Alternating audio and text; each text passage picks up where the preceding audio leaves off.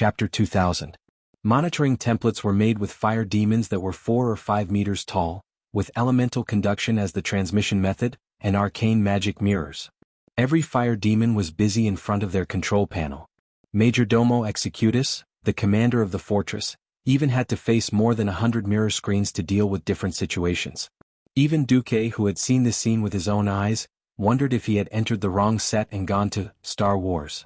In fact, this was not the same thing. Azeroth needed protection. At this point in history, the dragon sleeping temple had collapsed, and of the original 5 dragon aspects, only Alexstrasza and Isera were left. The planet's protection array had failed. The Burning Legion's planet destroyers could land wherever they wanted. Duque once complained that the Burning Legion spaceship, which couldn't blow up a planet with one shot, had the nerve to be called a planet destroyer. Later Duque understood. Not everyone who stuck their penis in the ground would be the same as Ux the entire planet. Humans couldn't. Planet destroyers could.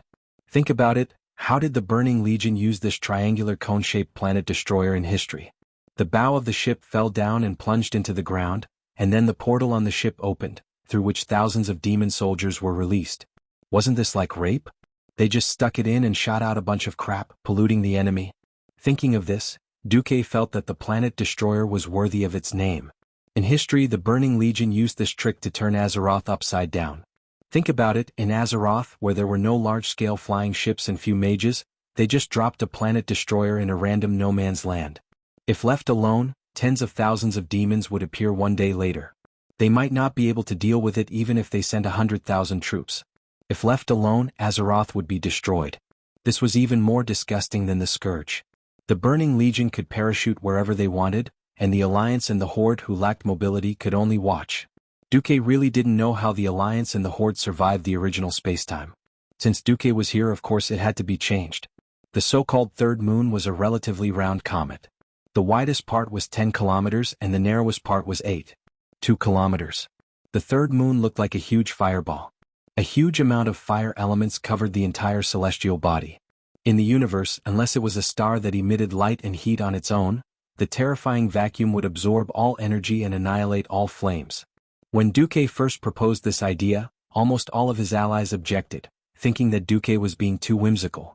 Duque had engraved a giant Titan runic magic array inside the comet, giving it gravity. At the same time, he connected the Azeroth weave to the comet, allowing the fire elemental energy in the Land of Flames to enter the comet through the spatial tunnel. When Elun used her divine power to fix the comet in the orbit of planet Azeroth, and used the power of the moon goddess to restrain the leakage of fire elements, a space fortress was born. Du-Mok named it the City of Condors in a very bad taste. The only problem was that it was impossible for mortals to operate such a huge elemental fortress. Just the vacuum of outer space was enough to kill all mortals. Originally, Duke wanted the Draenei to contribute an airship as the core, but the Draenei, who were lacking in space technology, said they could not do it. In the end, Duque waved his hand and let the fire demons do the work. Anyway, elemental creatures wouldn't die as long as the elements in their bodies weren't exhausted. Hence this scene happened. Target, Burning Legion's planet destroyer fleet. Executus ordered. Target locked. Very good. Wrath of the Fire God, launch. The proud fire demon leader waved his arm heavily. In terms of fighting and hacking, he was absolutely third-rate. Ever since he followed Duque, his status hadn't been low. Now this position was more suitable for him to use his strengths. Every fire demon cannoneer could clearly see the dazzling crimson beam of light shooting towards the planet destroyer battleships. This was really a terrifying scene. It violently impacted the minds of everyone in the Alliance headquarters in the Eastern Kingdom who was watching this scene. At this moment, the Burning Legion fleet was dumbfounded. The demons had been fighting with the 5-color dragon guardian of Azeroth for almost 25,000 years. They had lost countless times under the planetary defense arrays, but they had never been attacked from a distance of 1,000 kilometers. Of course, they were curious about why there were 2 more moons in Azeroth, but they didn't expect this to happen. After years of fighting, they had long known the strength of the 5-color dragon guardian. If they didn't enter the void battlefield area, at least 100 kilometers away from the 5-color dragon guardian's void fortress, there wouldn't be any dragons attacking them. This scene subverted all their knowledge and imagination. In the front of the Legion fleet, more than 100 planet destroyers that were directly hit by the main cannon of the City of Condors disappeared in an instant. The excessive high temperature and high concentration of fire elemental energy made it so that they didn't even have time to explode. After the organic and inorganic matter evaporated together, only complete nothingness was left. As for whether the demons on the ships would have a chance to resurrect, only God knew. The explosion occurred in the rear, in the second row of the Legion fleet. Some of the explosions occurred in the left and right rows that were not directly hit. The ships further out were also affected by the irresistible energy shockwaves and shook out of order. What an idiotic rookie captain. He drove the starship to the edge of the sun and was affected by the solar wind. In the communication circuit of the first ship that hit Yusheng, it was filled with wails and screams. The warlocks of Eridar were all cursing. What's going on? How can the natives of Azeroth have such advanced space weapons? Have they analyzed the technology of the Pantheon? Impossible. We spent 10,000 years and barely analyzed 80% of the functions of the planet destroyer. We can't even stabilize the main cannon. How can those ignorant natives have this kind of ability? What should we do? Continue? Idiot. Do you want to pay for all of Master Sargeras's planet destroyers? This was the weakness of the Burning Legion. That's right, as long as the demon's soul was not destroyed, his soul could theoretically return to the distorted nether and resurrect infinitely. They were the most powerful cannon fodder in the world. No race could stop them in an infinite number of battles. But the planet destroyers were not infinite. The technology of the Pantheon's planet destroyers was many times higher than that of the Eridar wizards. It was a level of technology that could not be kept up with. They could not even look up to it. The army had spent 25,000 years and had not been able to replicate even a prototype ship, let alone mass-produce it. Chapter 2001. 1138 Planet Destroyers. That was the damage caused by the Vulcan's wrath. Such a devastating blow made the souls of the Burning Legion's Void Dukes tremble. It's impossible for a cannon of this level to recharge quickly. Let's take the chance and destroy this fortress. A Void Duke suggested. He was about to be slapped in the face. The elemental fluctuations of the opponent's fortress are intensifying. Obviously, the opponent's fortress is connected to the fire elemental realm. Recharging. That's fast. They can probably recharge a second time in 200 seconds. Eridar's analysts expressed their opinions. 200 seconds for one time? How were they supposed to fight that? The entire Burning Legion had less than 20,000 starships. There were only about 12,000 planet destroyers with assault capabilities. The rest were all normal starships that could not be equipped with mobile teleportation doors. They did not have much firepower or defense. They were similar to the starships that Neru and Willen used to lead the Draenei to escape. They were purely used for transportation, but their strategic value was better than nothing. Usually, the army had strict limits on the damage of planet destroyers.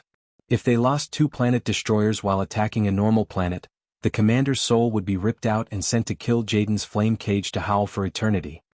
This is not the end of it. I don't believe that the fire element on planet Azeroth is infinite. Furthermore, how can a fortress defend an entire planet? The Void Dukes did not believe it.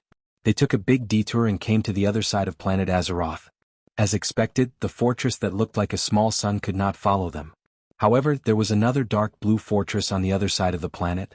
It was almost black. Let's give it a try. This time the army's fleet learned their lesson. They sent out 600 planet destroyers to form an umbrella shape. They widened the distance between the ships and slowly surrounded the fortress. Then they ran into a fortress that looked like a hedgehog. It was a very strange attack method. Countless icicles condensed from frost elements appeared strangely in the void around the fortress, pouring firepower on the Star Destroyer in a way that had almost no blind spots. Don't panic. Switch to the elemental vision. The more experienced Eridar wizards quickly mastered it. When one's field of vision changed from ordinary light absorption to perception element, one would discover that at the center of this fortress that was roughly 15 kilometers in diameter, there were countless elemental channels of varying thickness and thinness that were like tree roots extending outwards. These twisting elemental veins formed a complex and ever-changing elemental energy projection network. It's the elemental passage of the frost element. The Void Dukes concluded. We can attack. The frost elemental was different from the other elements. It was not suitable to be used as the main cannon of the stronghold. Frost elementals freeze too easily, which limits their range, Mavelin's Shivala's matriarch judged. The Fell Lord, Zakam, made the decision. 2,000 assault ships as the vanguard, close in like an umbrella. The main force of the planet destroyers will hold the rear, and we will take this fortress in one fell swoop. The two satellite fortresses on either side of planet Azeroth were too much for the Burning Legion to handle. If both strongholds were there, the Burning Legion would be at a disadvantage. They could only break through the blind spot between the two strongholds. Not only was it narrow, but there were also other satellites. 12 satellites that were only 1 kilometer in diameter emitted a dazzling metallic reflection under the sun. No one knew how the people of Azeroth did it, but this mirror-like armor should not exist in the world. This probably had nothing to do with the indigenous civilization. It was more like a creation of the Titans. The mirror-like spheres glowed in a moving neon light, looking almost noble and elegant. But in fact, they were powerful killing devices that were connected to the magic net. Their existence perfectly made up for the blind spots of the two fortresses. This was also why the Burning Legion would rather attack one of the fortresses. If they chose to attack these small satellites, they would most likely be attacked by the two fortresses. After all, no one could guarantee that the stronghold cannons only had a range of 1,000 kilometers.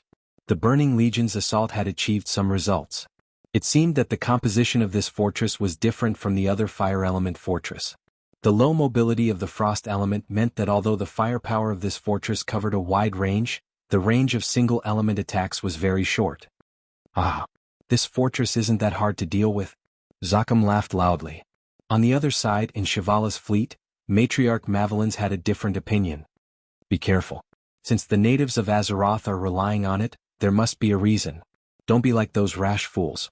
Even though the Burning Legion's fleet appeared to be advancing on the left and lagging behind on the right, after 2 hours of cruising and pressing, there were still 500 assault ships approaching the dark blue fortress that seemed to have a liquid surface. As long as we enter close combat. That's the Burning Legion's world. Zakam roared. Unbeknownst to them, a haughty and valiant figure in the dark blue stronghold let out a disdainful snort. She was Sylvanas. As an elemental demigod, she did not need to breathe. Breathing was a habit she had developed over thousands of years. Gently twirling her golden hair with her left index finger, Sylvanas remembered the name of this fortress. That bastard Duque was unexpectedly stubborn when it came to naming new things. Originally, since this was a fortress for her use, it had to be named Sindorii, or Windrunner, or something. In the end, Duque F** ked Sylvanas for 3 days and forced her to give in. Of course, Sylvanas was so prideful that she would definitely not tell others about this. She waved her hand. Izaran Fortress, heed my command. Prepare, Thor's hammer. The high-level wind elementals below immediately began to operate. Thousands of elemental circuits suddenly opened, and shocking elemental energy surged out of the tunnel connected to the wind god's throne. If converted into electricity, it would be a terrifying amount of energy measured in units of megawatts. When all the wind elementals turned into lightning and gathered at the forefront of the fortress near the enemy fleet, shock froze on the faces of the Void Dukes for the first time. Damn. What is this? Longsong cannons? No. This thing is even more powerful than the previous one. This time, a huge beam of light surrounded by purple-blue lightning shot from the Izaran fortress toward the Burning Legion fleet. Like a sharp cone piercing through paper, it pierced through the energy shields and composite armor of the assault ships and planet destroyers, causing a violent internal explosion. Small white light bubbles quickly appeared in space, and the people in the Izaran fortress could see the scene on the screen. These light bubbles extended into the depths of the void, and the energy waves caused by their simultaneous explosion looked like a galaxy. Of course, this also meant that in this instant the Burning Legion lost thousands of battleships and millions of demons. Chapter 2002. Ah, great. Well done. Destroy those damn demons. Whether it was the Alliance people who saw this scene from the monitoring center on the ground, or the 5-color dragons on standby in the Void Fortress, they all cheered and praised. It had been 25,000 years. There used to be so many 5-color dragons that they blotted out the sky. Under the effect of the anti-titans and the magic array that targeted the demons, the Burning Legion could only make minor harassment attacks. After the Gate of Darkness, the losses of the dragons increased day by day. It took too much time and energy for the 5-color dragons to cultivate an adult dragon. The war could not keep up with the consumption at all. The absence or weakening of the 5 guardian dragons led to the reduction of the restraints of the magic array on the demons, which in turn increased the losses of the 5-color dragons. In front of the demons who had infinite recovery power, this was simply a vicious cycle. Originally, Alexstrasza had already made a general mobilization order to fight to the last soldier. As long as they did not fall, the nature imprinted in their souls would drive them to do so. This was the corresponding price that the Titans had to pay to awaken their wisdom from the ignorant and primitive ancestor dragons and promote them to the five-color dragons. The existence of the Alliance's Void Fortress perfectly filled the gap in the Void Battlefield's combat power of the dragons. The dazzling lightning ran through the front and middle of the entire Burning Legion Void fleet. Even though the Void Lords had scattered the formation of the fleet, the damage caused by the chain spread of the lightning still shocked the entire Burning Legion. The Burning Legion had traveled across the universe in the past 25,000 years and destroyed countless galaxies. The number of planet destroyers they had lost was only a little more than 300. Today was definitely a day of suffering for the planet destroyers. 2 shots of the main cannons directly turned more than 5,000 planet destroyers into space garbage. What made the Burning Legion even more desperate was that the Iserlohn fortress really finished charging in 4 minutes and gave the fleet a second shot of Mjolnir. At this moment, the Void Lords really knew that this was not a universe fortress connected to the water elemental realm at all, but a compound fortress connected to both the water and wind elemental realms. When the second shot of Mjolnir swept through the entire vanguard force and the core force of the Legion fleet twice, even the ferocious demons began to collapse. The ferocity of the 2 satellite fortresses disrupted the entire army's attack plan. Only Duque, Queen Sylvanas and Kale, that heaved a sigh of relief. They had finally tricked the army. At the end of the day, be it the so-called Condor City or Iseron Fortress, they were all products whose technology was not up to standard, and they had been forcibly made up for with magic. Let's not talk about whether the short-range anti-air firepower on the fortress would be enough after the enemy had broken through to close range. The number of soldiers in the fortress was definitely not enough to defend against any of the Burning Legion's demon divisions. The stronghold wasn't complete and didn't have a sealed environment. This directly reduced the number of races and manpower available. He didn't even need to think about it. He could only use elemental creatures. Low-level elemental creatures without intelligence could not effectively resist the demon army. It was bound to be filled with a large number of highly intelligent elemental creatures, such as the fire demons. Moreover, such a large fortress would require more than 100,000 short-range cannons of various calibers. Otherwise, there would be gaps in the firepower network. Once they entered close combat, they would still be finished. Furthermore, Azeroth didn't have an endless supply of elementals. The seemingly invincible main cannon of the fortress fired 2 consecutive shots from Mjolnir, which consumed 10% of the wind elements that could be controlled by the entire Azeroth.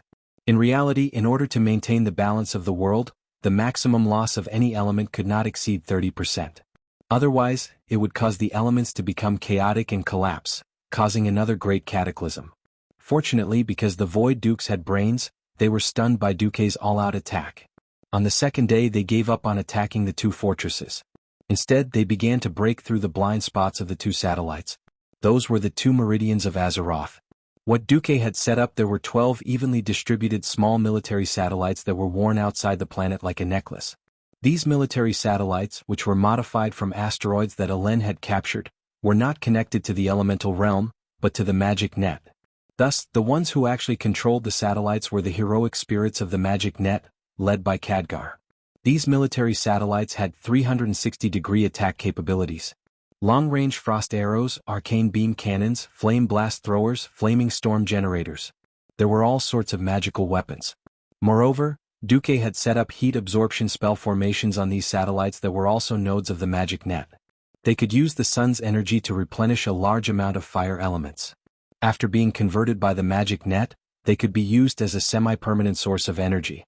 With the help of the chromatic dragons, large amounts of wreckage of the army's battleships scattered in the orbit of the planet were collected.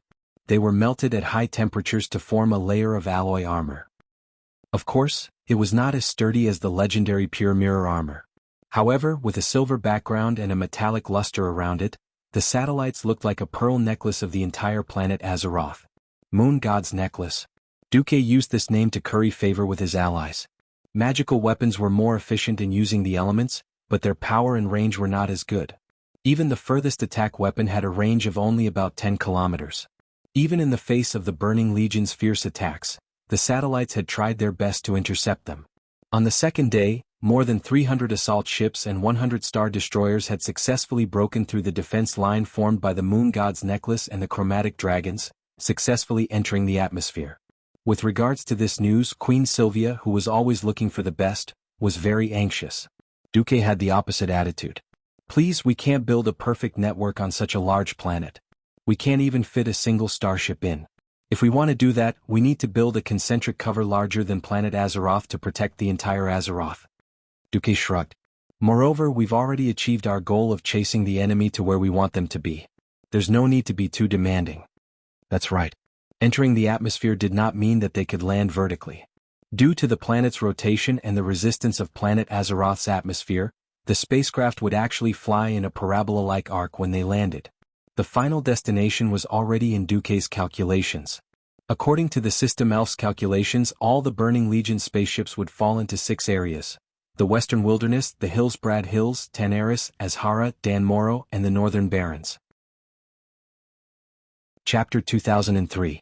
Anyway, every Alliance soldier felt that it was amazing why the Burning Legion spaceships that were descending on that longitude had to fly in those predestined trajectories.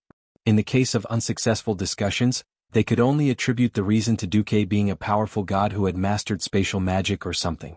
Duque was a bit bitter. He didn't know how to explain this. This involved a full set of laws of physics. In fact, even Duque himself didn't understand it. Holy sh*t, the system genie had calculated it for him. When Duque turned the system's calculations into trajectories and projected them on the big screens of the various Alliance war zones, there was a commotion in the crowd. Wow, this is really so accurate. Even though Duque had added so much black technology to Azeroth, it wasn't easy to create an ambush circle. In particular, the ambush circle couldn't be too large. Otherwise, according to the communication capabilities of this era, it was very likely that they would lose sight of one thing. No one could guarantee that all kinds of communication would work on the battlefield. Any ambush circle with a diameter of more than 10 kilometers was very easy to get into trouble.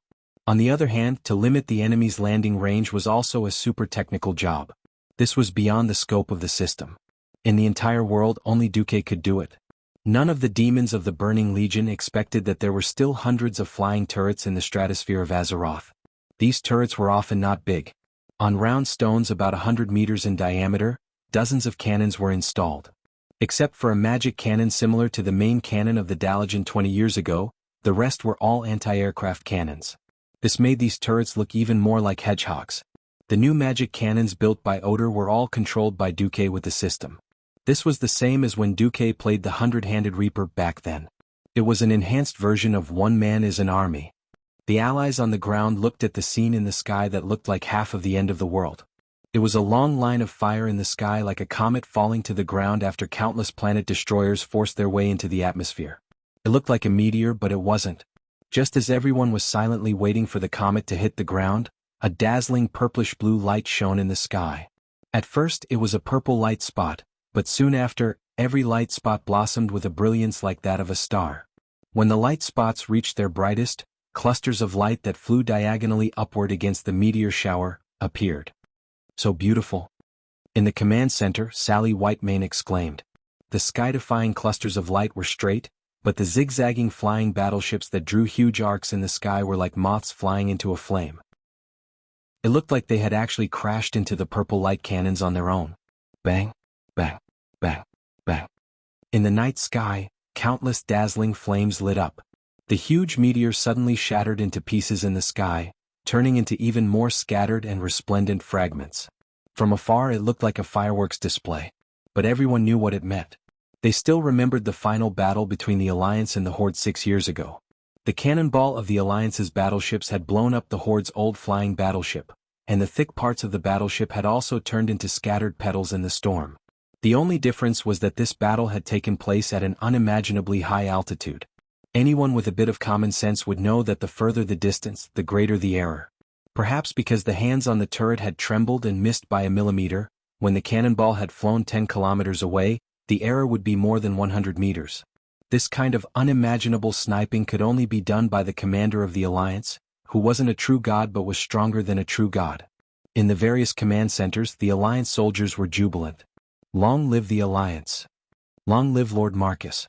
In fact, if Duque wanted to, he could even destroy this batch of 1,128 army battleships in the atmosphere. But he didn't do that. This wasn't a war for him alone. This was a war for all intelligent beings in the Azeroth. If he alone could take on this war, he didn't mind the Alliance people standing at the side cheering him on. Unfortunately, Kill Jaden would come. Sargers would come. This time, there was no longer the anti-Titan formation suppressing their strength. When the experts who had stepped into the realm of gods fought against the strongest experts of the army, it was time for the mortals to bear the heavy responsibility of defense. In today's world where technology was changing with each passing day, 5 years was already a generation of soldiers. Many of the veterans who had actual combat experience had become sergeants or even generals. The ones who were going to fight on the front lines were the new recruits with no actual combat experience. Real combat was completely different from the simulated battle that Duque had the Eridar twins drag a group of captured demons with them. New soldiers had to go through trials of blood and fire in order to grow. How to make the recruits grow at a lower cost was the responsibility of every commander who racked their brains to complete it. Duque left about 10 planet destroyers and more than 40 assault ships at each landing point. Rumble. The assault ships landed forcefully, plowing a long trench in the fields of the western wilderness.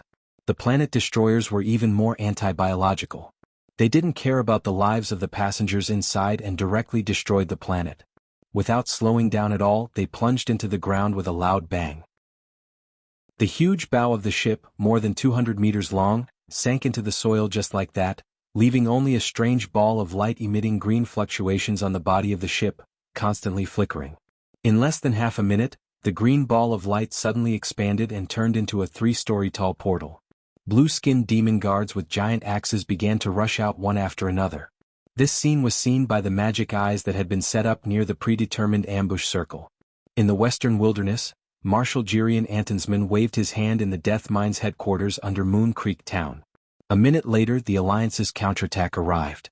Not only was there the routine bombardment, but there were also hundreds of flying turrets in the sky. These turrets had a completely different mechanism from the Alliance's warships. They were more like hedgehogs that attracted the demons' firepower. Not only did they have magic cannons and conventional cannons, but they also had extremely heavy armor. Alloy armor that was more than a meter thick was wrapped around the granite, adding a bit of hardness. When the cannons scattered the formation of the demon soldiers, densely packed mechanical creatures began to surround them. Other than the standard tracked tanks and self-propelled cannons, there were also mechanical beasts equipped with heavy armor, such as the lion type and the spider type. They moved with great agility as if they were real creatures. From afar, they looked like a colony of marching metal ants that were about to devour everything in their path. This was the perfect combination of Odor's mechanical army, the Alliance's tanks and long-range cannons. Chapter 2004. Mechanical gnomes and iron dwarves lacked intelligence, so the Alliance soldiers mixed in with the mechanical army were in charge. As soon as the battle started, sparks flew everywhere. Of course, as the ambushers, the Alliance had an advantage in terms of casualties.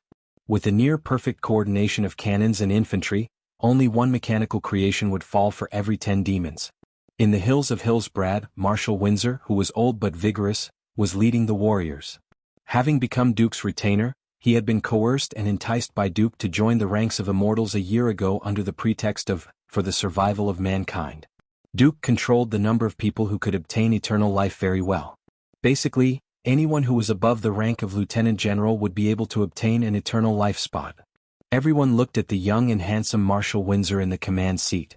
Even after a year they still felt very strange. In Tanaris, Brigida Bendis was in charge of the battle.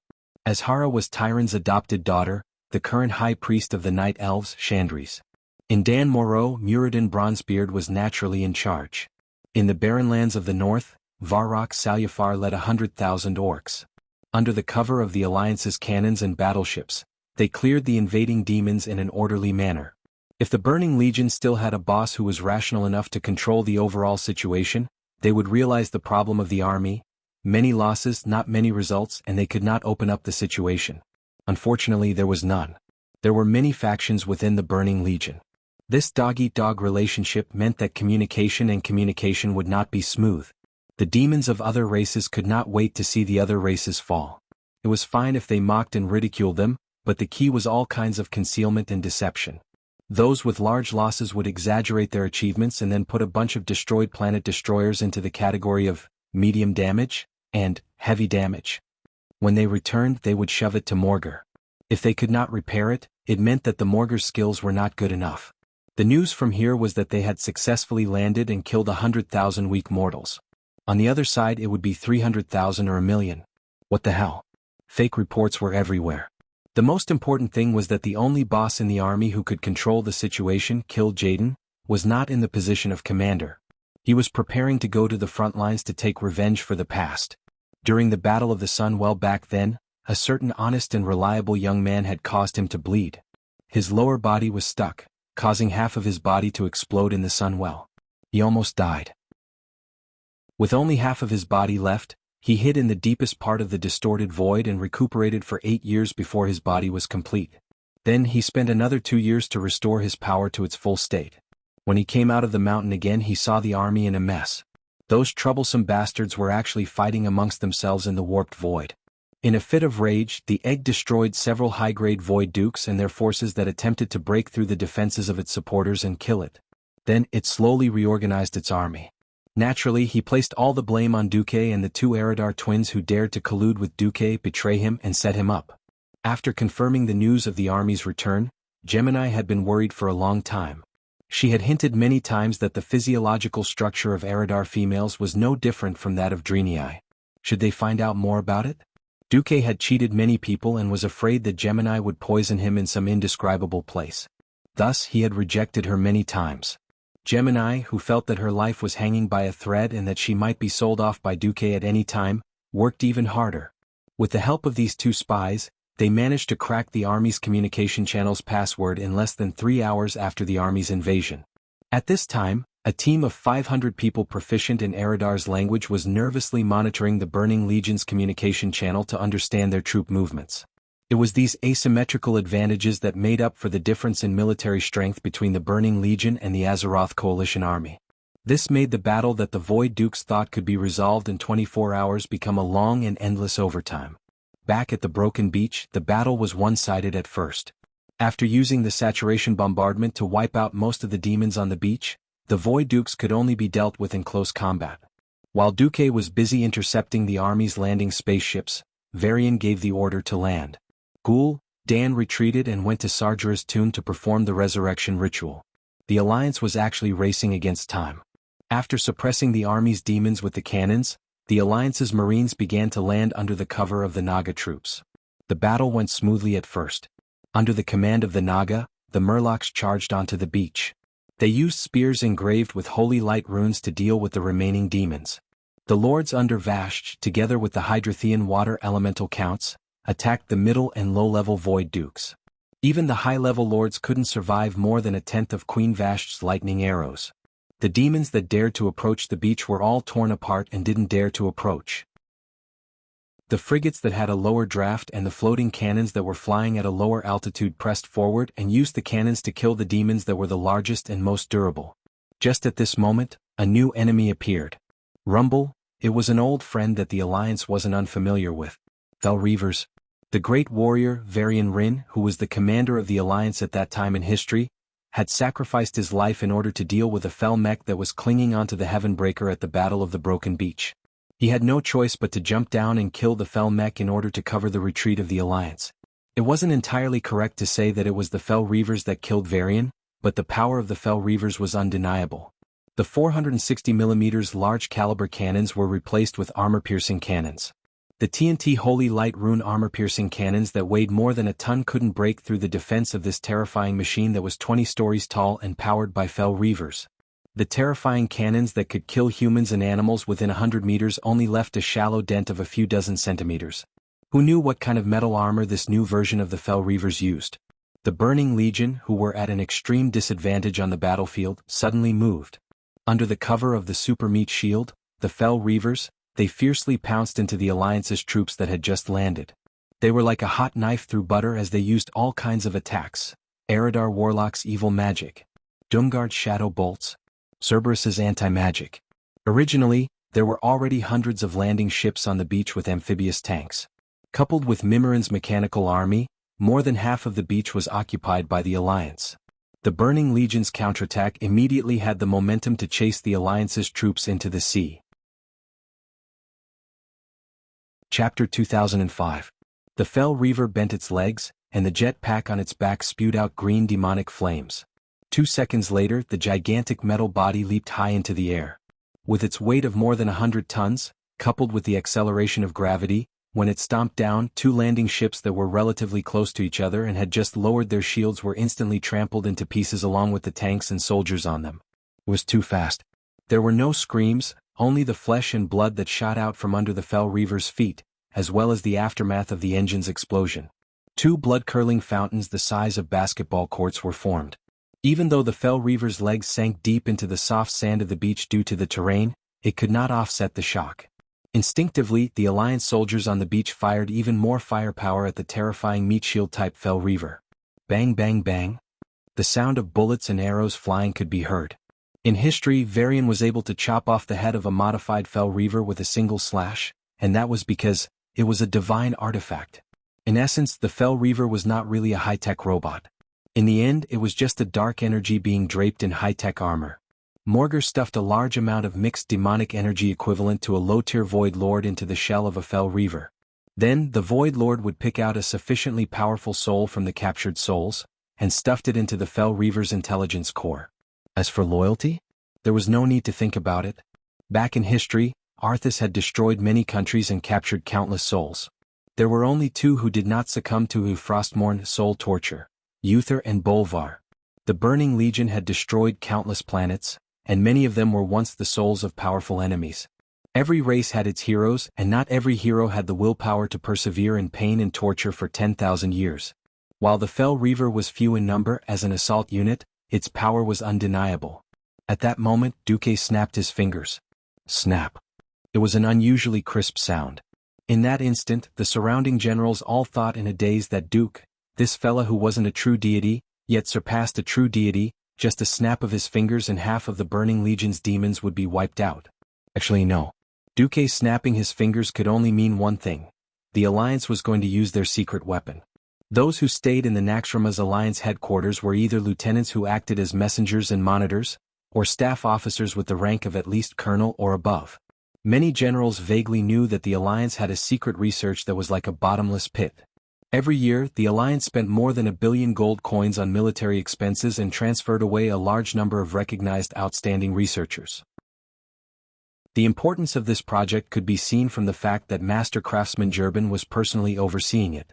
When Duque gave the order, they could finally see the true face of the secret weapon.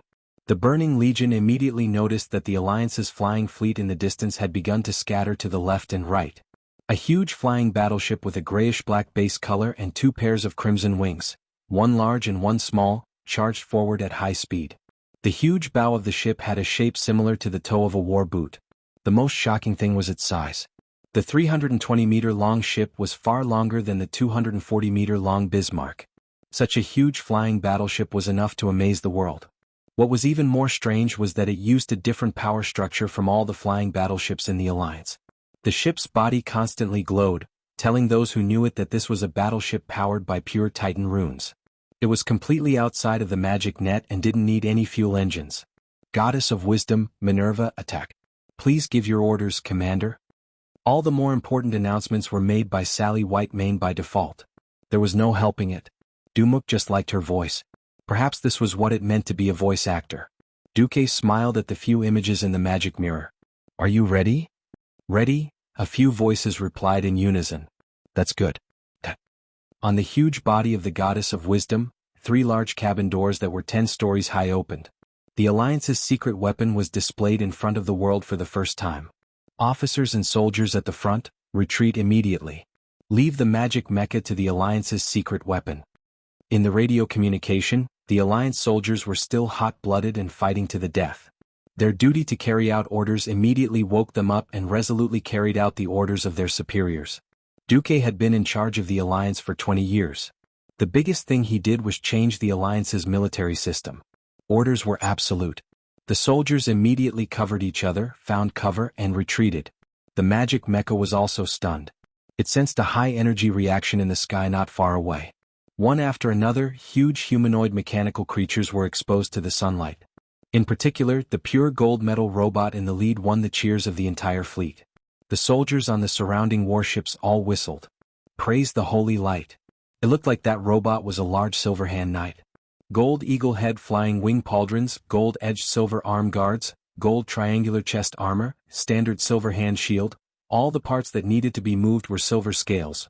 other than the fact that the knight was holding a large ashbringer that was more than 12 meters long and 21 meters tall. He looked like a fully armed version of Tyrion Fordring with a closed helmet and a mask over his face. On the other side there was a giant paladin robot with a similar appearance. It was covered in purple-blue paint, which told everyone who the owner of this mecha was. Needless to say, it was the rare mutant Thunder Knight Gavin Rad Misfortune of the Silver Hand. As for the one in the middle, there was a metal giant with 2 swords on its back, a belt with a lion emblem, and a helmet decorated with a wolf head. 3 voices sounded in the Alliance's command center. Tyrion Fordring Holy Light Gundam, attack. Gavin Rad Misfortune Gundam of Misfortune, attack. Varian Rin Wolf God Gundam, attack. Gundam, the common dream of boys and men, had finally been magically modified by Du and Azeroth. Strictly speaking, these Gundams were not robots, because their mechanism had nothing to do with machinery or science. In standard terms, these were just giant exoskeleton mechas that were driven by the Titan Rune magic circle and could 100% synchronize with the pilot's movements. With the mecha, would the heroes still need to fight the huge monsters of the Burning Legion with their flesh and blood? The Wolf God Gundam was attached to Varian's body. With a thought, with the help of the catapult, the thrusters on its back spewed out surging Titan fire. The 30-ton mecha was like a light tank that had been shot out by a huge cannon. It suddenly broke through the sky and crossed 5 kilometers in just a few seconds, descending on the head of the magic mecha. Chapter 2006. In the cockpit, William's armor was suspended by a movable bracket. The Wolf Deity Gundam mimicked William's movements and made the same strike. At the bottom of the metal soles, Titan energy shot out from the 12 round holes, producing a violent propulsion and acceleration effect. The mechanical arm, which was made of flexible metal that imitated the muscles of an arm, swung the giant beheading sword in the mech's hand and made a fierce slash that was as heavy as Mount Tai. The giant metal sword, which was exactly the same as William's artifact, Salamani, cut through the void and slashed at the back of the head of the Fell Reaver, which was obviously slower. Crack. The loud sound was like a shot of adrenaline in the ears of the Alliance soldiers. Half of the Fell Reaver's head had completely caved in. Although the Alliance's Gundam was only 1/3 of the Fell Reaver's height, it still looked like an adult fighting a child. Compared to the original version of history, where William was forced to fight such a huge monster with his own body, the situation was much better. The Alliance's Gundam was only inferior in size. Its speed, agility, destructive power, and even strength were much stronger. The metallic mouth of the Fell Reaver that had its head chopped off by William's Gundam opened and closed silently, as though it was about to let out a painful scream. A large amount of dark energy burst out in the form of a green slurry, splashing everywhere. It was obvious that it wanted to drag the Wolf Deity Gundam down with it as it headed towards William's direction. William did not care about this useless scum. He nimbly tapped the Wolf Deity Gundam on the Fell Reaver's chest armor. With the jetpack's ejection, the 7-story-tall Gundam swept past the Fell Reaver like a rock spreading its wings. The Gundam's size might not be able to win against the Fell Reaver, and it was afraid of a competition of pure strength. But compared to other demons that were also huge in size, the Gundam was taller. In William, beating up the Doomsday Guards that only reached the Wolf Deity Gundam's chest was exhilarating. On the other side, Gavin Rad's Bad Luck Gundam also began to charge forward. He ejected from the flight deck, and his first target was the back of an Abyssal Lord. The Abyssal Lord's bloated body, thick waist, and peculiar body structure meant that it was useless against attacks from the back. In fact, this race had always been used as a sharp knife for charging. Attacks from the back? In theory, that was the responsibility of the other demons. However, under the effect of gravity, the 35-ton Misfortune Gundam itself was the most terrifying weapon. High Misfortune's legs sank deep into the Abyssal Lord's back, and a terrifying force that could crush a reinforced concrete fortress was concentrated on the relatively narrow metal soles of its feet. Pooh! With a shocking explosion, the Lord of the Abyss's dragon-shaped lower body turned into a crushed tomato. The stinky internal organs and bones turned into shockwaves of flesh and blood when they exploded. Theon's Holy Light Gundam was the most orthodox of attacks. The Golden Giant raised the Silver Palm emblem shield with its left arm and charged forward with a ferocious shield bash, blocking the mechanical arm of the other Fell Reaver. At the same time, Ashen Messenger, who had been hiding behind the shield before charging over, slashed horizontally from left to right, deeply cutting open the Fell Reaver's abdomen armor. After landing, the Holy Light Gundam mimicked Theon's movements in the cockpit. It lunged forward, turned right on the tip of its left foot, and swung its left arm violently for a second shield bash. Because of its height, the attack still hit the Fel Reaver's abdomen armor. However, unlike the other two Gundams, the shield shone with a brilliant golden light, like the rising sun. Wow, Her Majesty is showing her power. Ever since Duque let his mouth slip, Gavin Rad, who had a loose tongue, also called Theon Her Majesty, like Duque did. Theon you. This was King Wa's praise. That's right. Most of the time, the Alliance version of the Gundam was just a piece of armor that made its movements bigger.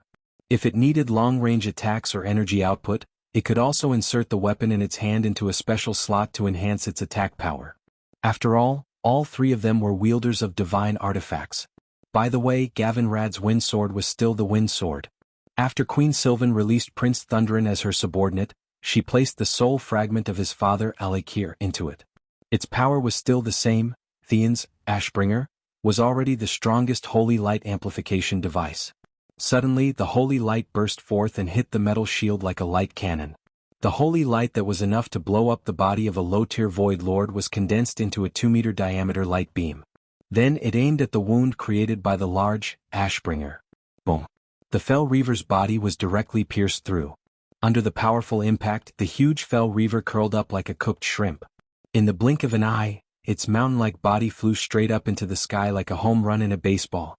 It flew straight up to a height of 100 meters before losing its momentum and falling in a parabola. Boom. The heavy body flew to the gravel by the beach and exploded like a shockwave. Sand and gravel flew everywhere. Oh! The Alliance soldiers cheered in amazement. That was not the end. The Golden Gundam leaped high into the air and used the force of the jump to crush the Fel Reaver's head.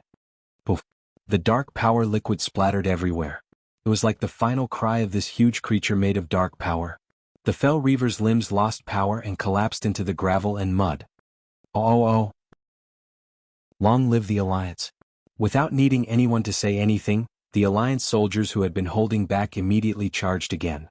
With the 3 Gundams as the arrowhead, the Alliance successfully established their first beachhead in about an hour. Of course, this temporary base built with 88mm cannons and diesel tanks as the main firepower was still too weak in front of the Demon Army. In history, in order to fight for the control of strategic locations on the Broken Beach and even the entire Broken Islands, the Alliance and the Horde almost shed their last drop of blood.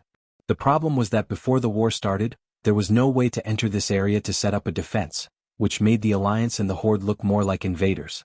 Since the commander was changed to Duque, and there was no longer any hindrance from the Horde, Duque, who knew about all this, naturally had a new response. Under the cover of tens of thousands of airships and fleets on the sea, the 2 islands began to slowly cruise toward the Broken Beach. One of the islands was not unfamiliar to everyone. It was one of the Panderin's Nest, Shensi. Chapter 2007. Duque persuaded Old Shen and Xiaohao to let Shenzhen take the risk to participate in the first wave of attack, provided that the Alliance successfully controlled the beachhead. The Pandaren didn't want his old friend to take the risk, but this was a war involving all the creatures in Azeroth. Even the always kind turtle couldn't stay out of it. Therefore, Shenzhen's huge turtle back was full of the Alliance's mechanized troops. 2 full assault tank divisions were the Alliance's killing machine to attack the Burning Legion's position. Almost as soon as Shenzhen approached the Broken Beach and sent out a signal that he couldn't get any closer, the Alliance's engineers quickly put down the trestle that had been prepared in advance and put it on Shenzhen's back all the way to the beach. Tens of thousands of mechanized troops marched on the Broken Beach. Their participation directly suppressed the Burning Legion's counterattack. A large number of armored troops, under the cover of the flying fleet in front, occupied the entire Broken Beach in just 12 hours. This laid a firm foundation for the arrival of the second island. It was a mobile fortress fixed on more than 11,000 pontoons and floating cabins, covering an area of more than 1 square kilometer. Its shape was an octagonal fort up to 9 stories high, and now only had a reinforced concrete foundation structure. Even if the unnecessary structure was repeatedly cut, the total weight still exceeded 36,000 tons. Yes, the Alliance did have flying fortresses like Naxxramas and the Dalajan. But in a supermodern war, the importance of strongholds was self-evident. Naxxramas, which didn't land, was like the sword of Damocles hanging high above the heads of the demons. Moreover, the flying fortresses also undertook the task of mobile support, so it was best not to use the 2 ready-made flying fortresses as the military fulcrum of the Broken Islands. In history, after the Third Dark Portal, The courageous Dalaran had acted as the forward base in every war, from the world of ice and snow in Northrend to the Broken Archipelago. In this life, Dubois had changed history significantly, so the Dalajan had to bear much less pressure. After the Dalajan moved to the west side of the Broken Beach to act as a barrier, blocking the counterattack of the Flying Apocalypse Guard army, Naxxramas began to help transport the mobile fortress to the Broken Beach. More than 18,000 steel cables hung from the square Naxxramas, and after fixing the cables, they almost hoisted the entire mobile stronghold. It was said to be, almost, because among the four major elemental realms, the Earth Elemental Realm, the only one that did not undertake the task of outer atmosphere defense, had undertaken this advancement. The children and servants of the Stone Mother, Therazane, commanded over 10,000 Earth Elementals. They used their sturdy and powerful arms to carry the entire mobile fortress from the shallow waters to the shore. The Earth Elemental Army cast their unique Earth magic and flattened the uneven ground on the Broken Beach in just an hour. The huge fortress came crashing down. Place the prefabricated steel column in the reserved cavity and pour cement over it to seal it. Like a swarm of ants, a large number of carriers on the sea and in the air swarmed to the fortress and covered the fortress with a metal deck and magic protection. Normally speaking, it wouldn't be strange for such a massive fort to take 10 years to build in the olden era. But with the help of Duque's modern management methods, black technology, and the extremely magical Earth Elemental Army, the fortress was formed in just 3 days. The Alliance officially named this forward operating base as Fort Courage. That's right. It really took courage to fight against the endless demons of the Burning Legion with a mortal body. Now it seemed that the entire Alliance did a better job than everyone thought. Sal stood on the side of a 230-meter-long flying battleship and looked at the majestic city 2 kilometers away that seemed to be changing every moment. He felt a lot of emotions. Did you see that? Old friend, I have imagined countless times, if I had suppressed the opposition in the tribe and did not hand over the authority to Gurus, would the tribe still exist? Obviously the answer is no. Wajin came over and glanced at the Frost Wolf flying ship that the Alliance had specially built for Sal, and he also felt emotional. The incomparably majestic flying battleship was equipped with the Alliance's ultimate 460mm cannon, as well as the latest Eagle Strike missiles. Unfortunately, the Orcs had a natural weakness when it came to operating high-tech weapons. Sal had put in a lot of effort to force this group of guys who would rather charge at the demons with axes and die to receive new knowledge and new weapons. Wajin secretly sighed and said, "The era of the Horde ended 6 years ago. As long as we survive this battle, Azeroth will usher in the era of the Grand Alliance. If we don't want to be destroyed, we should take advantage of the other side's goodwill and become a part of them. I never thought that our decision to join the Alliance was a mistake." Yes. Sal had infinite emotions. The battle between the Alliance and the Burning Legion continued. The Broken Islands in the middle of the endless sea of Azeroth had several huge areas. The Alliance was able to obtain a strategic fulcrum on the Broken Beach, which was the lowest altitude and the most convenient to occupy. This was undoubtedly a very gratifying step. With this Courage fortress that originally did not exist in history, the Alliance could unscrupulously set up artillery positions in the Broken Beach area. Because of the increasing terrain restrictions of the Broken Islands, the artillery range of the ships on the sea would be greatly affected.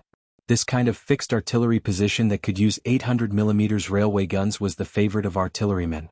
With the initial success of the war, there was also a voice within the Alliance. The demons of the Burning Legion are nothing more than this. Counterattack. The Alliance should counterattack into the Twisted Nether and hit the Legion's nest.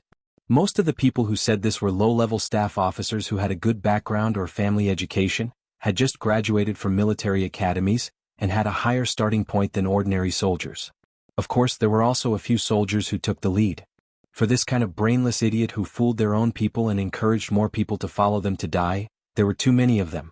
For example, in World War I, when the British Army first saw machine guns, the brainless British commander felt that he did not send enough soldiers. As a result, he sent more soldiers to die in an attempt to use up the enemy's machine gun bullets with their flesh and blood.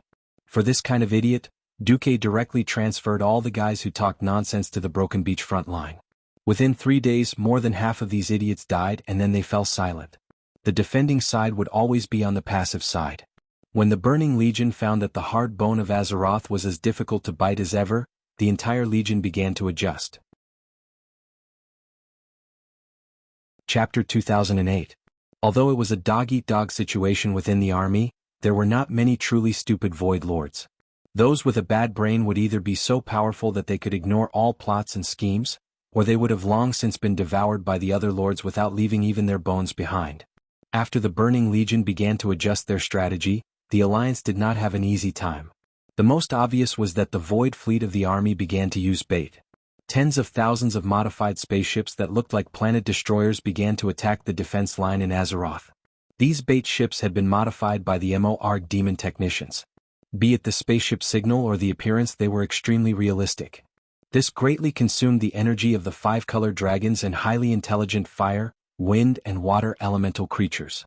The enemy spaceships that broke into the atmosphere were not limited to the 6 ambush circles. Even though Duque was prepared and even deployed some of the spaceships to the rear when the front did not need so many spaceships. 36 air fleets with more than 1,000 warships were patrolling the 4 continents, but they still felt exhausted. At the same time, on the Broken Islands, the Alliance's advancement to Asuna, Surima, and Storm Fjord was not going well. More fell mechs and Lords of the Abyss appeared on the battlefield. These thick-skinned mechanical creations and great demons were a destructive blow to the ordinary Alliance troops. There were more than 3 Gundams. Duque had customized one for every powerhouse in the Alliance who had reached the hero realm. Only these powerhouses who stood at the top of the Alliance in terms of reflexes and physical fitness could unleash the maximum combat power of the Gundams.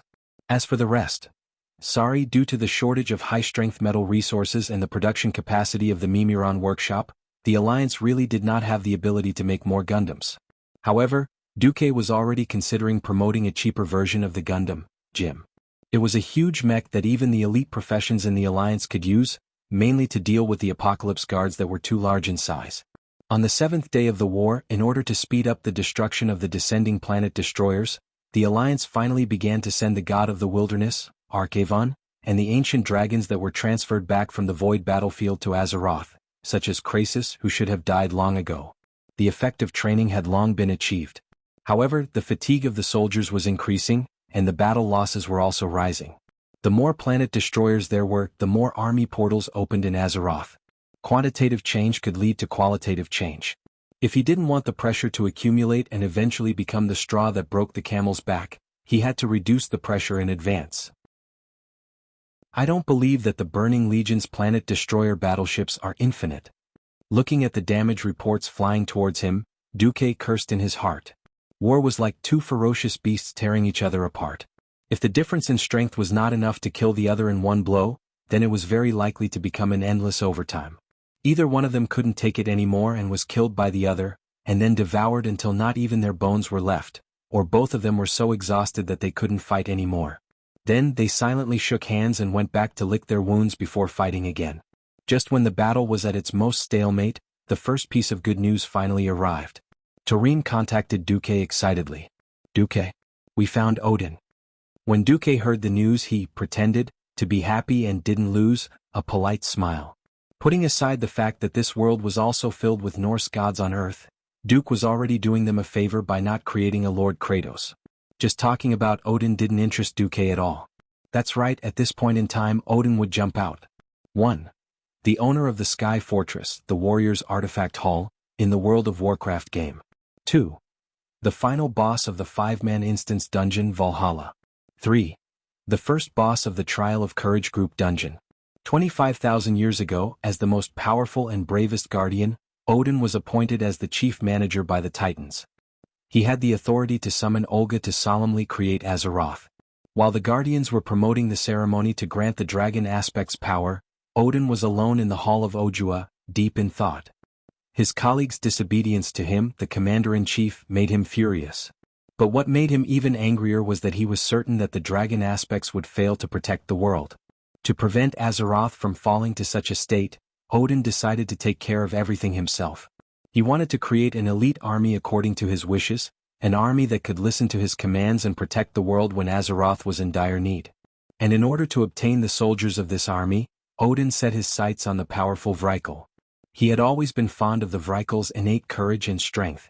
In Odin's eyes, the Vrykul's warrior soul was incomparable to any other Titan creation. Tyr, the king of order, and the other guardians returned to Ojua and asked Odin to give up this stupid plan, but Odin was unmoved. He was stubborn and believed in his own correctness, but when he invited the other guardians to help him build the army, no one offered a helping hand. Odin expressed that even if he was the only one, he was determined to complete this army. This was why when Duque and the others first attacked Ojua, the guardians said that Odin was missing. In fact, Odin had chosen a side hall of Ojua as the base of his army.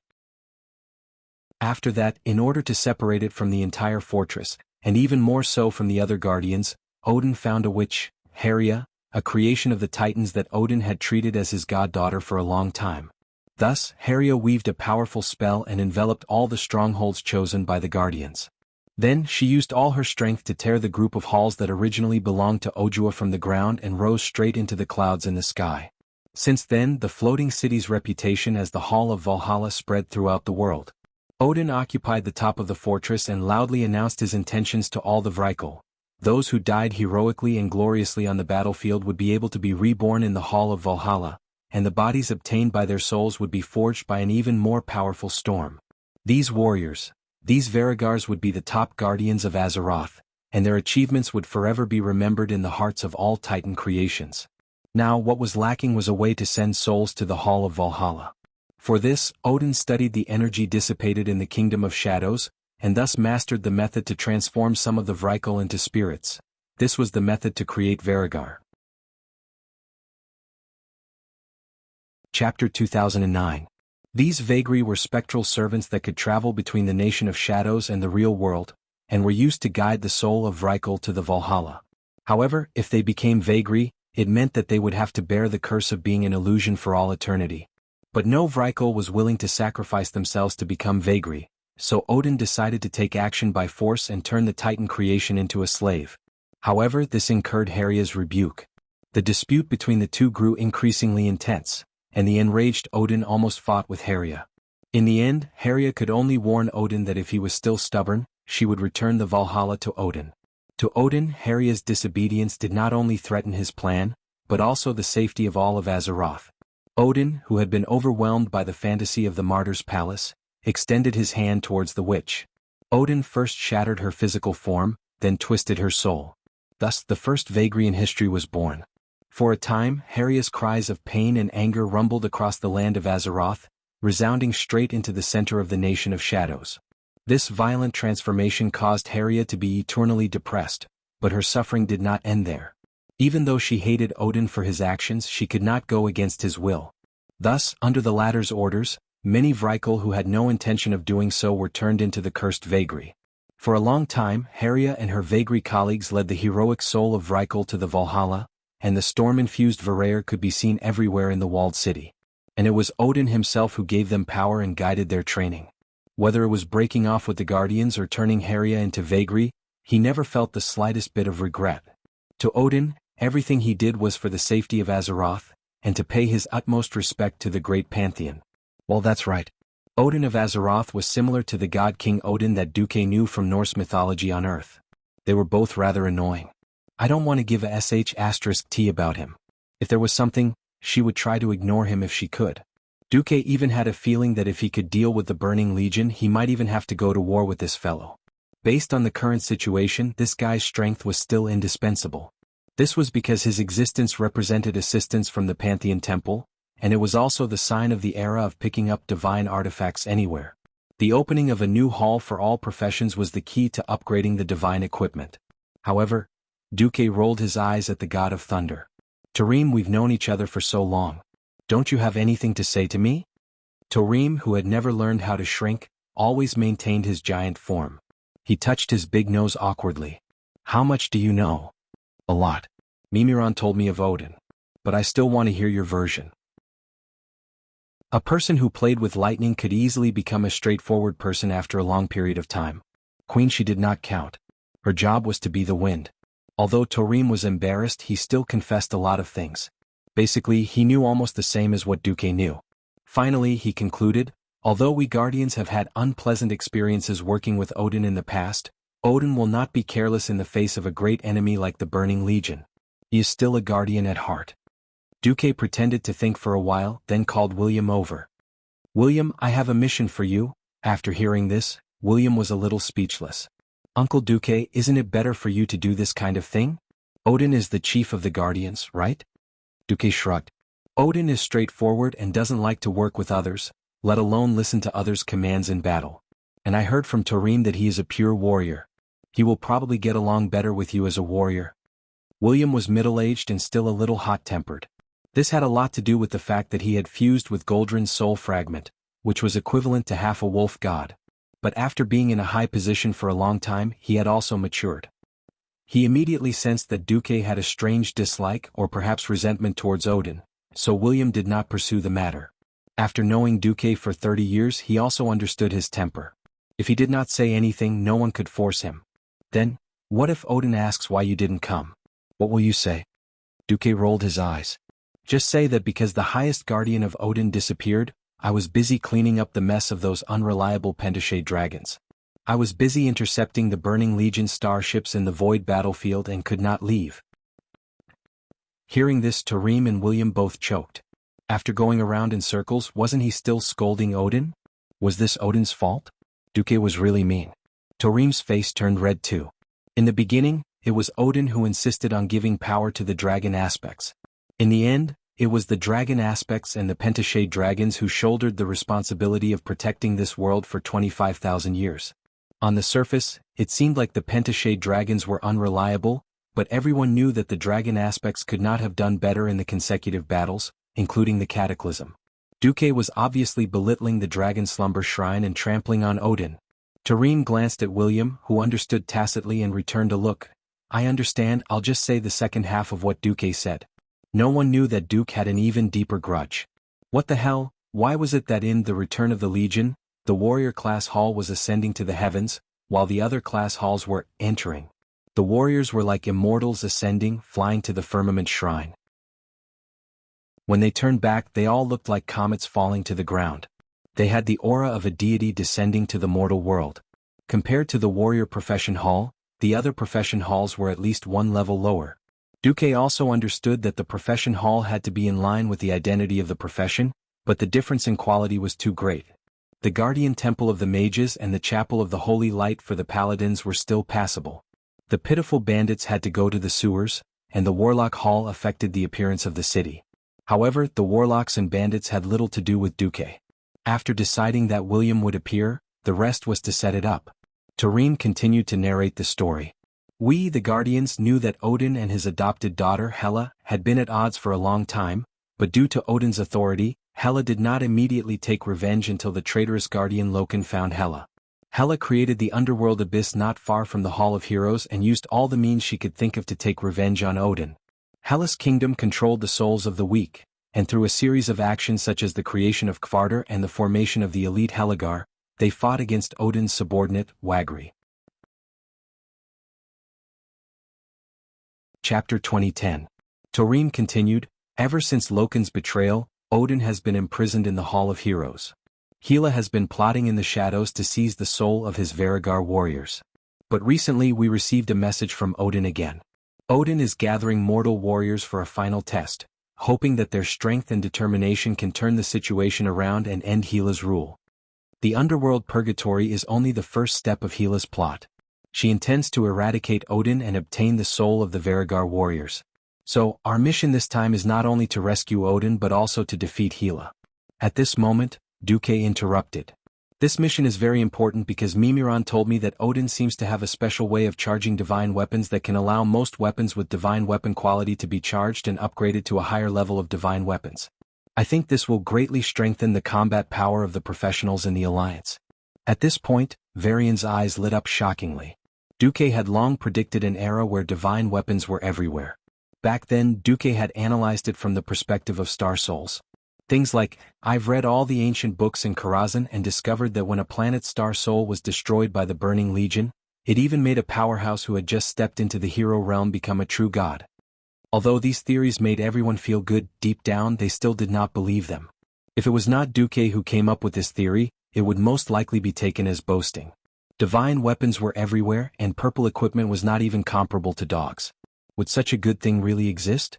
When this day was about to come, it was actually quite exciting. How could one or two divine weapons be enough? Who did not want to have a full set of divine weapons? Looking at the excited Varian, Duque's mouth twitched. Although he was already a demigod, he could not avoid it. Mages and demigods were extremely powerful, but in contrast, the physique of mages was so weak that they were even weaker than ordinary hero warriors.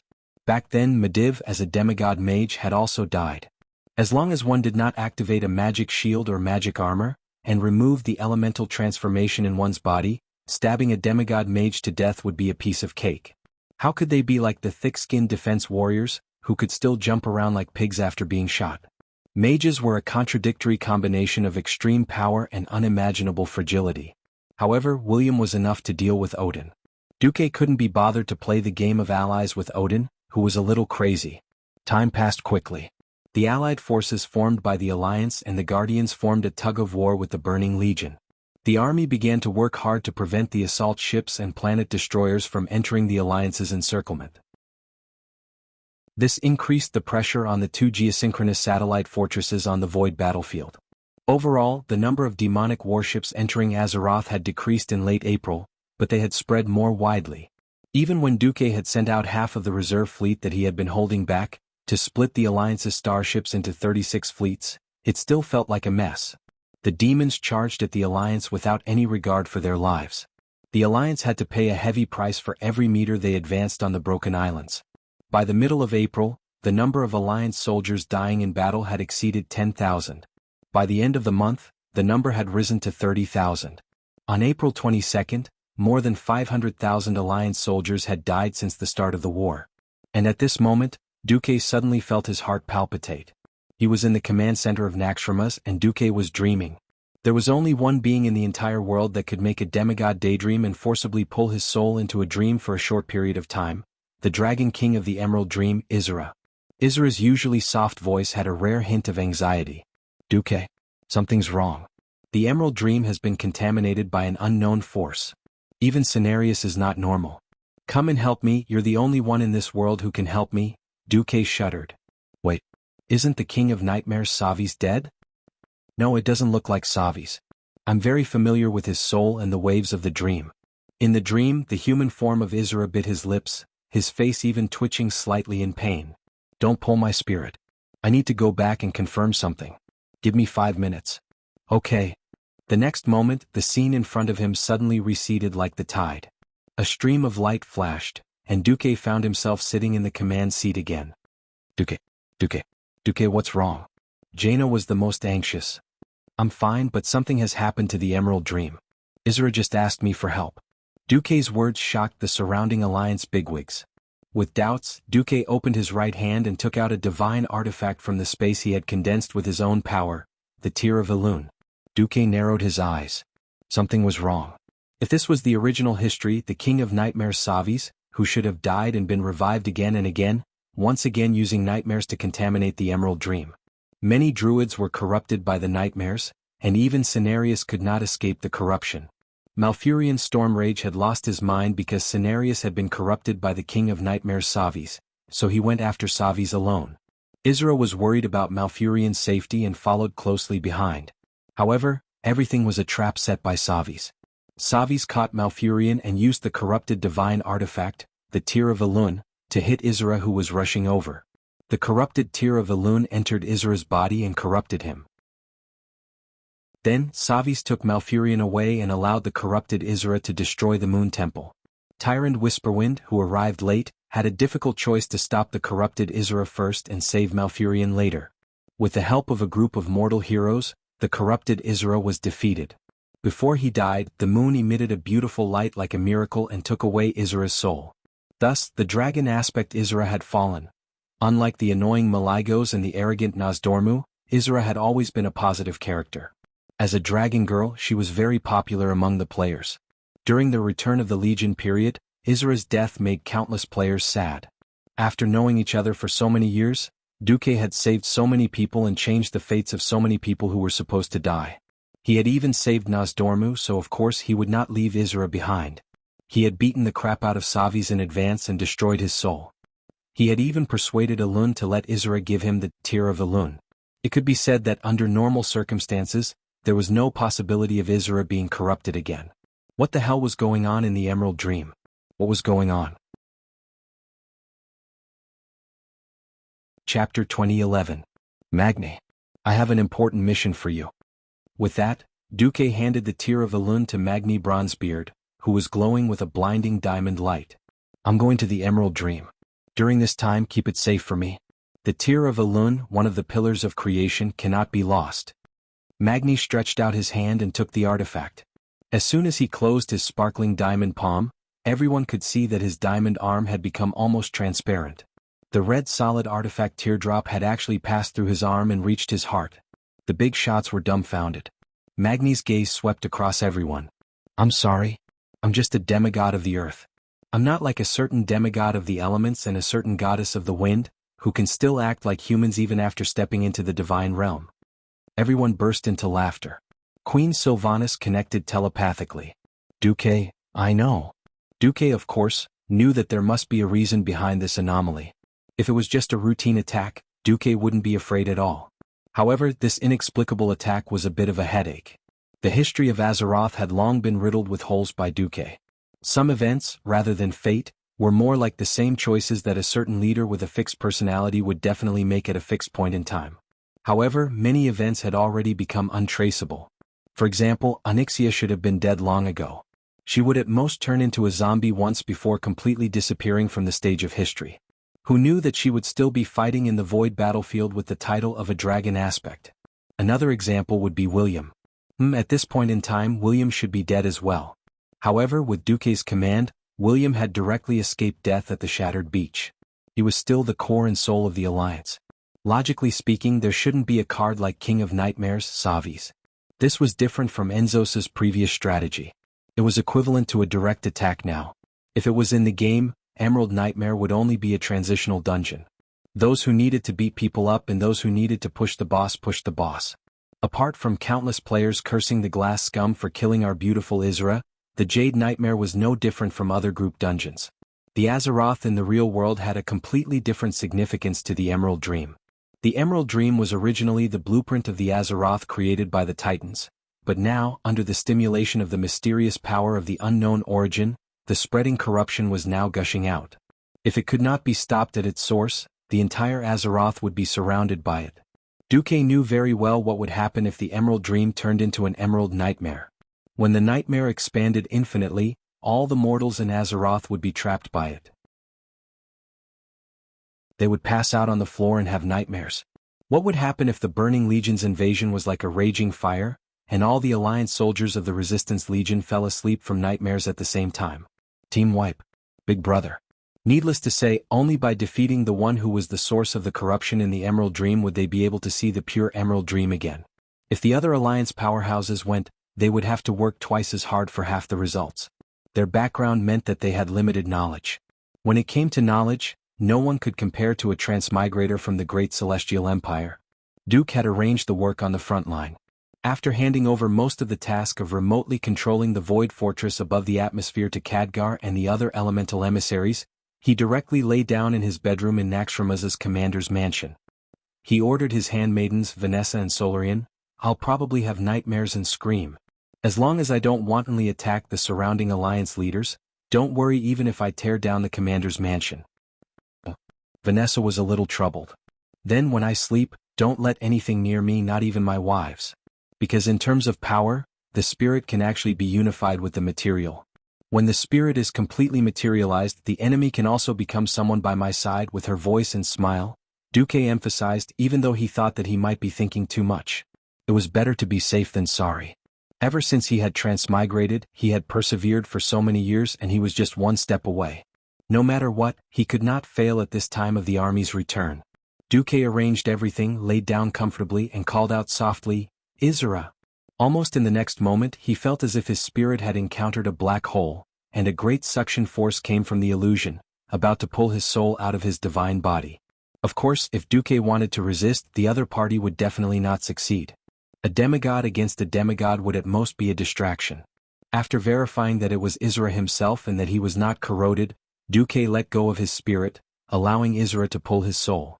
In the blink of an eye, Duque found himself in a strange, blurry and terrifying world. The sky was red, but it was covered in a thick layer of dust.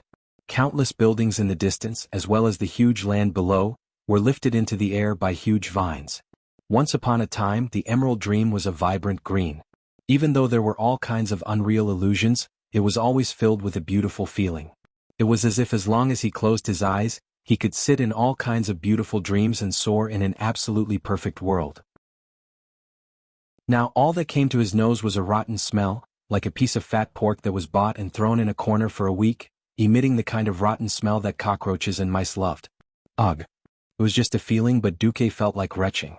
Duque, you promised me 5 minutes. Izura's soft voice came. Duque turned around, embarrassed, and then got a shock. Old friends. Whether it was her dragon form or her night elf form, Izura always gave people a feeling of elegance and beauty. But the Izura that appeared in front of Duque was extremely weak. The Izura in her night elf form couldn't even stand steadily.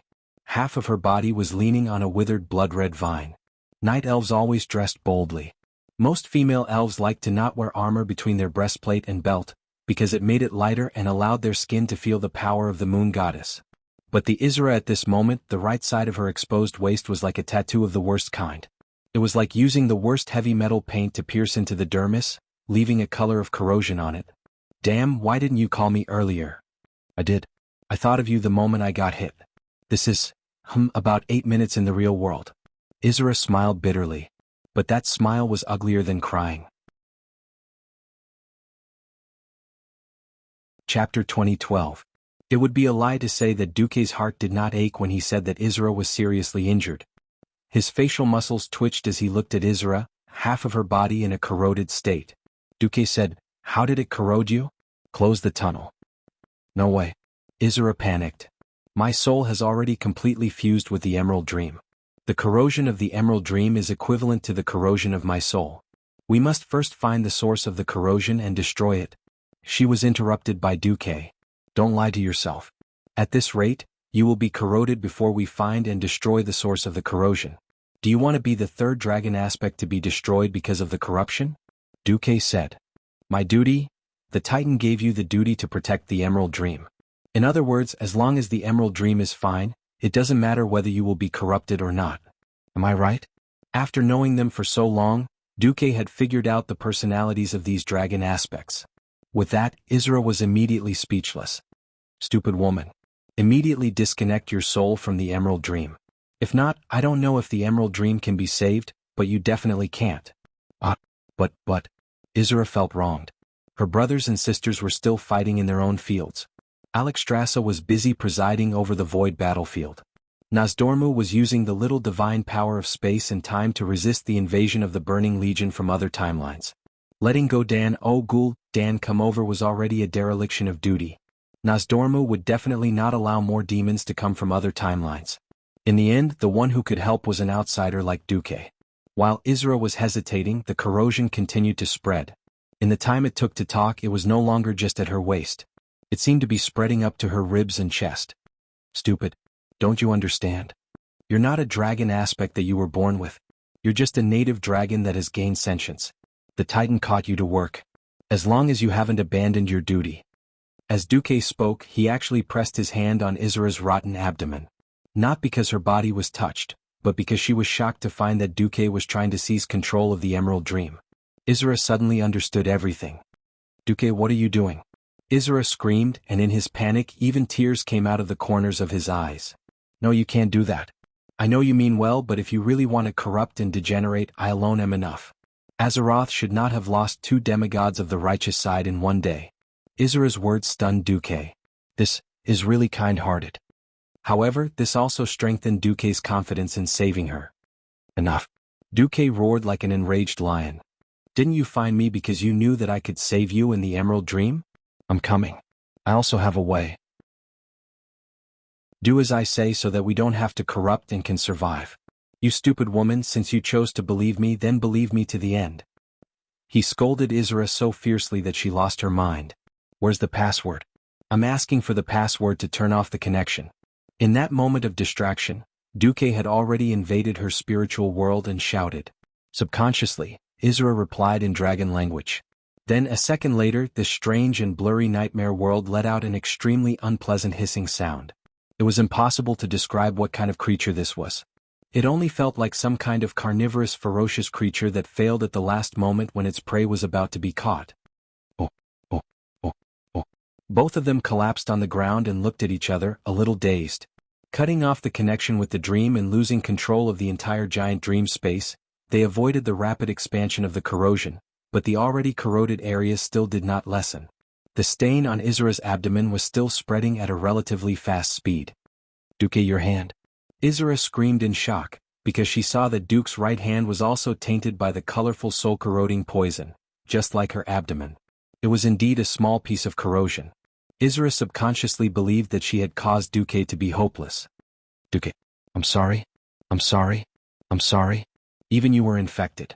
I'm sorry, I only thought of you in the most critical moment. I didn't want you to fall with me. I'm sorry." Izura sat on the ground in pain.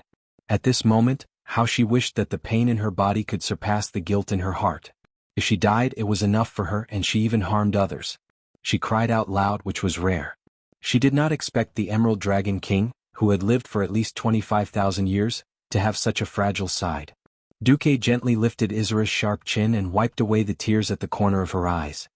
He smiled and said, "The one who should be sorry is me. I should have shared a secret with you earlier. All right. Now it's time to witness a miracle." Under Izura's stunned gaze, Duke's right hand became more illusory, and after a few seconds, it turned into a complete spiritual body.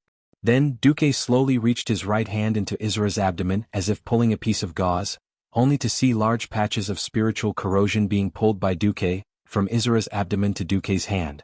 The tearing pain from the depths of her soul made Izura bend over in pain, but the continuous corrosion pain, which was 10,000 times more painful than the pain of the nerves, was clearly reducing. "Wait. Duke, this kind of corrosion can't be purified by the power of light." It would be strange if Izura was not touched that Duke took the initiative to bear her pain. Aside from being touched, she was also deeply worried. She was familiar with Duke, but they were definitely not the kind of relationship where she could entrust her life to him.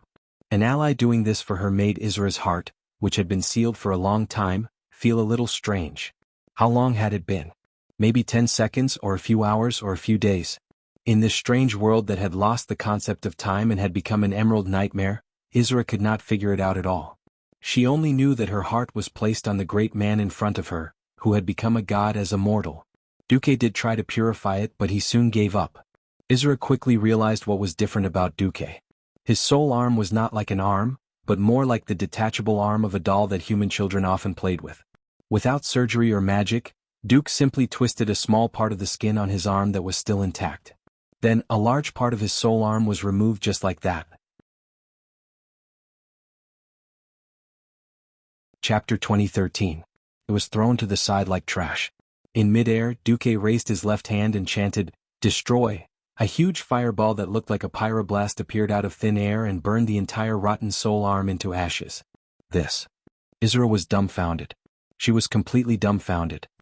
"Yes, my soul is special. I can use my main soul to assimilate the soul and soul fragments that have lost their owners, turning them into a part of me.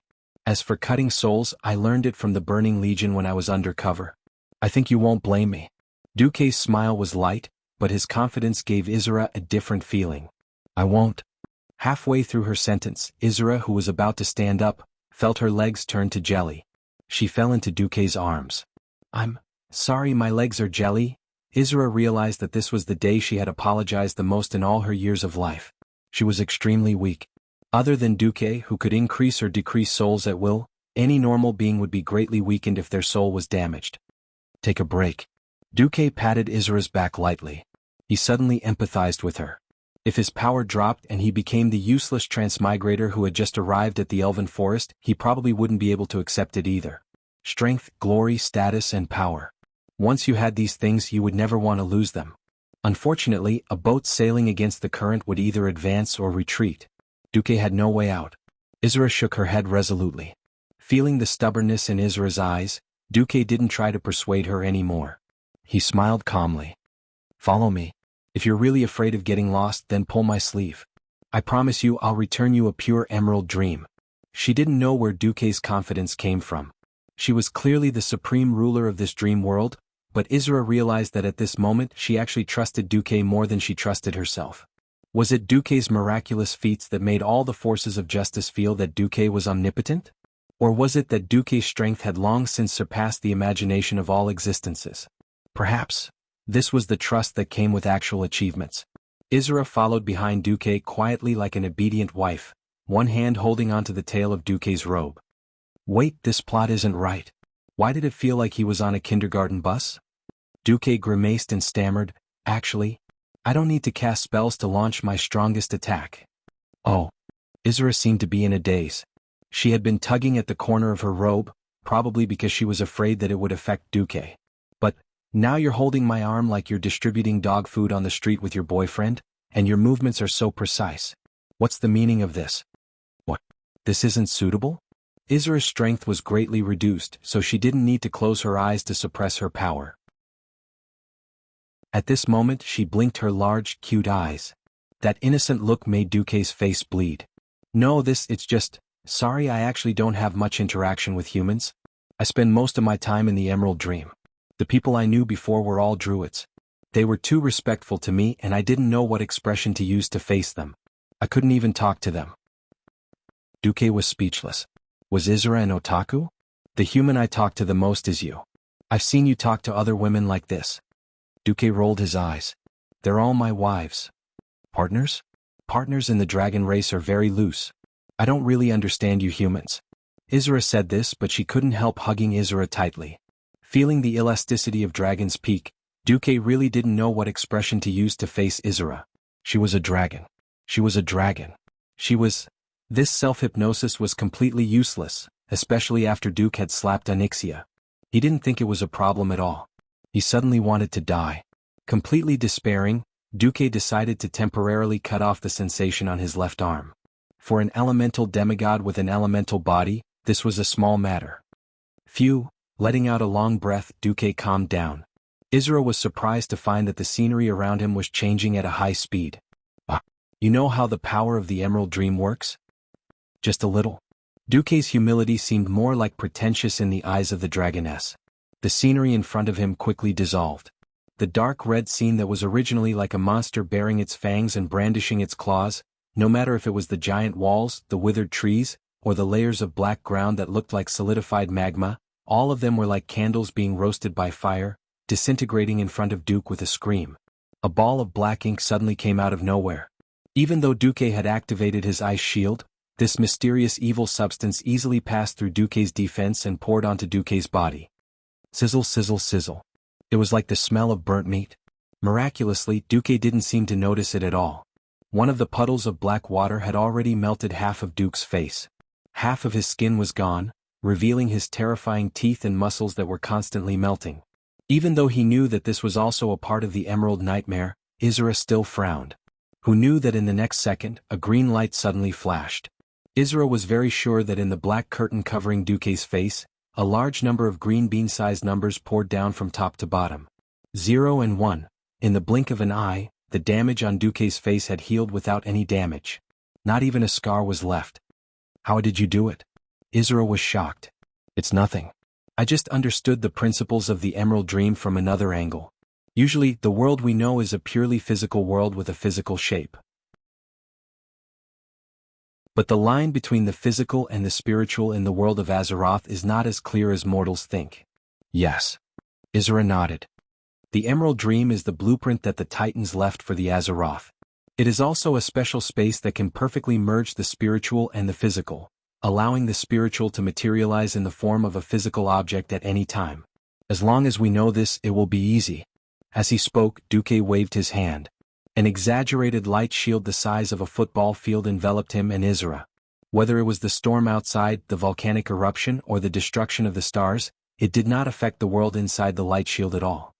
The so-called corrosion is to change the victim's mind in this world where the spiritual can materialize. Tampering with the victim's memory, making the victim think that their soul has really been corroded and destroyed. When the victim believes all of this in their mind, then the victim is really finished. Chapter 2014. But no matter who it is, it's impossible to not be affected here. Izura said with absolute certainty. I'm affected. Duque tapped his temple and then grabbed with his fingers. His right hand, which had become translucent, grabbed and pulled out an illusory human skin that looked exactly like his face. No, it wasn't human skin. It was like a three-dimensional projection of Duque's appearance.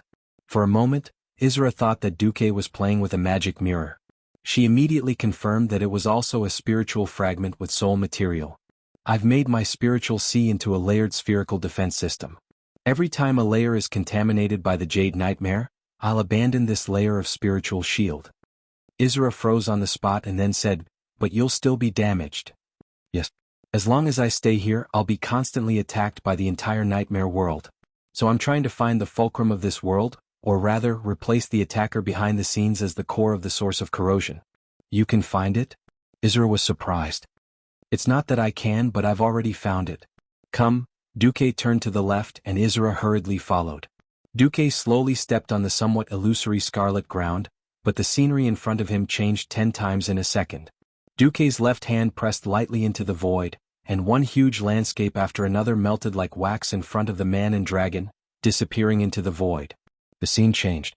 Soon, the shadow of a towering giant tree appeared in front of them. "This is Sarah Dashiell?" Isra was a little stunned. Duque raised his head slightly. "What Dashiell?" It was actually the world tree planted by a group of night elf druids, one after another, one after another. After the battle of the ancients 10,000 years ago, Azeroth changed dramatically, and the continent of ancient Kalimdor exploded. The druid survivors on the Broken Isles wanted to use the method of planting the world tree to cure Azeroth, so they planted Sarah Dashiell in Volsella. Before the arrival of the Legion, although the Broken Archipelago was surrounded by the power of the Great Maelstrom, Sarah Dashiell had always existed on the Broken Archipelago in peace.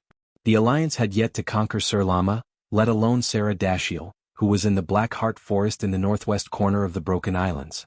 However, in the Azeroth spiritual blueprint of the Emerald Dream, Sarah Dashiell was safe and sound. At this moment, Isra saw a dragon.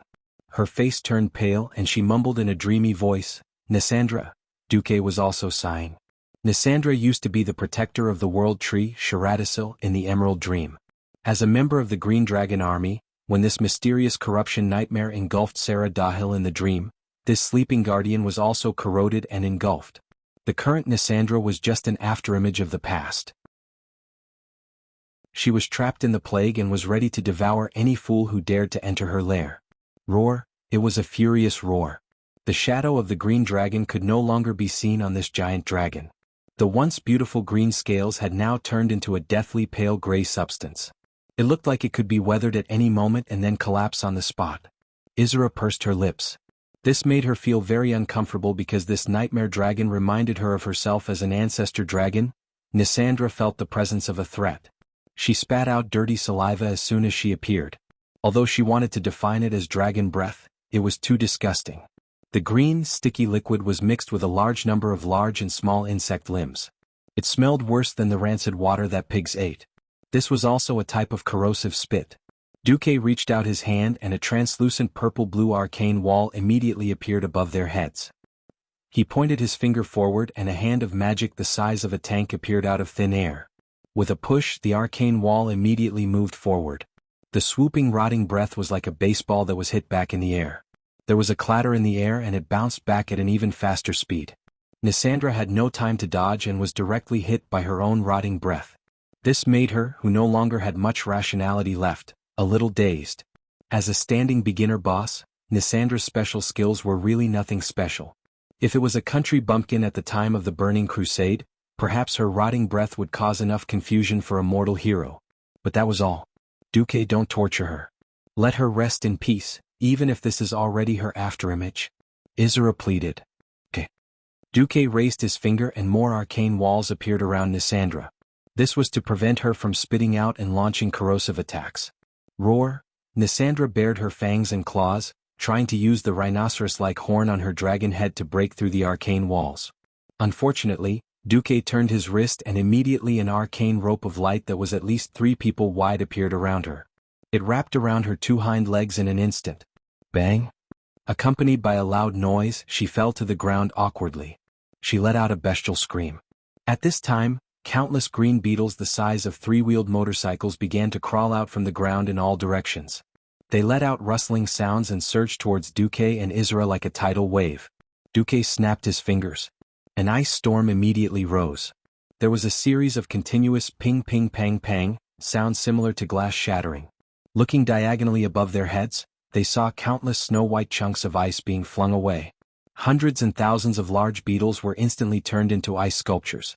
Then even more ice elements covered them, turning them into ice cubes. In the end, they were crushed into ice in mid-air by the ice storm. With Duque and Izura in the center, it was like a crystal rain in a diameter of 30 meters. Countless ice crystals that were the limbs of the beetles fell down and formed a layer of ice and snow on the ground. At this time, Izura was shocked to find that Nisandra had stopped moving. The huge dragon body had turned into a huge ice sculpture. It seemed that only in this state could Izura find the beautiful shadow of his former subordinate in the past. Crack. The ice sculpture shattered. The huge dragon made of ice completely exploded into tens of thousands of irregular pieces of different sizes. It's over? Izura was still in disbelief. Yes. No pain. This was not a battle of the same level. There was nothing to brag about in itself. However, after the ice sculpture shattered, a bright orange light attracted Duque's attention. This is, in Azeroth, orange only represented one type of equipment, artifact. Chapter 2015. Duque had forgotten how long it had been since he had last upgraded his equipment. It wasn't that he didn't want to, but that he couldn't. Ever since he had become a Breaking Dawn wizard, there were very few pieces of equipment that suited him. The equipment of Pharaoh from the world of Azeroth strengthened a wizard's strength in the form of additional magic circuits. For Duque, it was better not to have equipment that gave too little bonuses. After all, his movements would be even more restricted if he had more equipment. Pharaoh's powerful destructive power and fragile body were the most extreme contrast in the world. If he couldn't use magic to defend himself, he would die if he was hit by an enemy of the same level. This was especially so for Duque, who had transcended and entered the divine realm. If it wasn't a divine weapon, then everything else could only be used as decoration. Return of the Legion was also the time when planet Azeroth's self-defense consciousness was completely awakened. It would distribute the stored energy of the planet to those who were willing to protect it. This belt that was flashing with a holy orange glow was the most typical example. Duque was very sure that before the Burning Legion came, this item was definitely an epic-grade equipment in Nisandra's hands. Duque had been calling the planet's will, but he didn't get a response. She must be hesitating. Duque could understand that a true god at least held some supreme authority on this planet. Once the will of Azeroth was transferred, it couldn't be taken back. The consequences could be extremely serious, so heavy that even planet Azeroth itself couldn't bear it. Duque wasn't in a hurry. Anyway, before the planet confirmed that Sargeras had arrived, she had to give it to him no matter what. If Azeroth didn't give it to him, Duque wouldn't fight for it either. He would just be a quiet, handsome man. However, this belt was obviously a little reward for him. With a wave of his hand, the belt that was supported by the arcane elemental hand immediately flew into Duke's hand. The moment his palm touched the orange belt, a description popped up in his retina. Eternal belt. The magic contained on it seems to be endless, just like the Burning Legion. It was simple violence and had no numerical value. In reality, equipment at the artifact level could no longer be quantified in terms of numbers. Just like the Atish Guardian's legendary staff that Duque was holding, if it was in the game, it would have been used as a decoration because its attributes could not keep up, or it would have been used to open a Karazhan portal to trap his teammates. But in this life, Duque had been using this drumstick and he didn't feel like he couldn't keep up at all. A divine artifact that was suitable for oneself would bring a huge boost to any existence. It's a divine artifact. Izura was also a little surprised. This proves that Azeroth is getting anxious too. Duque took off the decorative belt that Aurelia sewed for him and put on the ribbon of eternity. The belt was blue in color, and there were 3 buckles that were connected together. In terms of aesthetics, this thing did not pass. In terms of effectiveness, Duque had to give it full marks. The ribbon of eternity, which was based on the Titan rune system, had power beyond Duque's imagination. It was true that Duque could connect to the weave, and in theory, as long as the 4 elemental realms of Azeroth were not destroyed, he had endless magic power. But in reality, it could not be calculated this way. Arcane magic, which was the Titan rune energy, was the basis for Duque to balance the various elements. What limited Duque's elemental magic was the arcane energy that could not be borrowed or absorbed. The ribbon of eternity was, of course, a little useless to the players in the game. After all, the special effect that required magic power to be less than 25% of the total was quite a pain in the ass. But in Duque's hands, it was a completely different concept.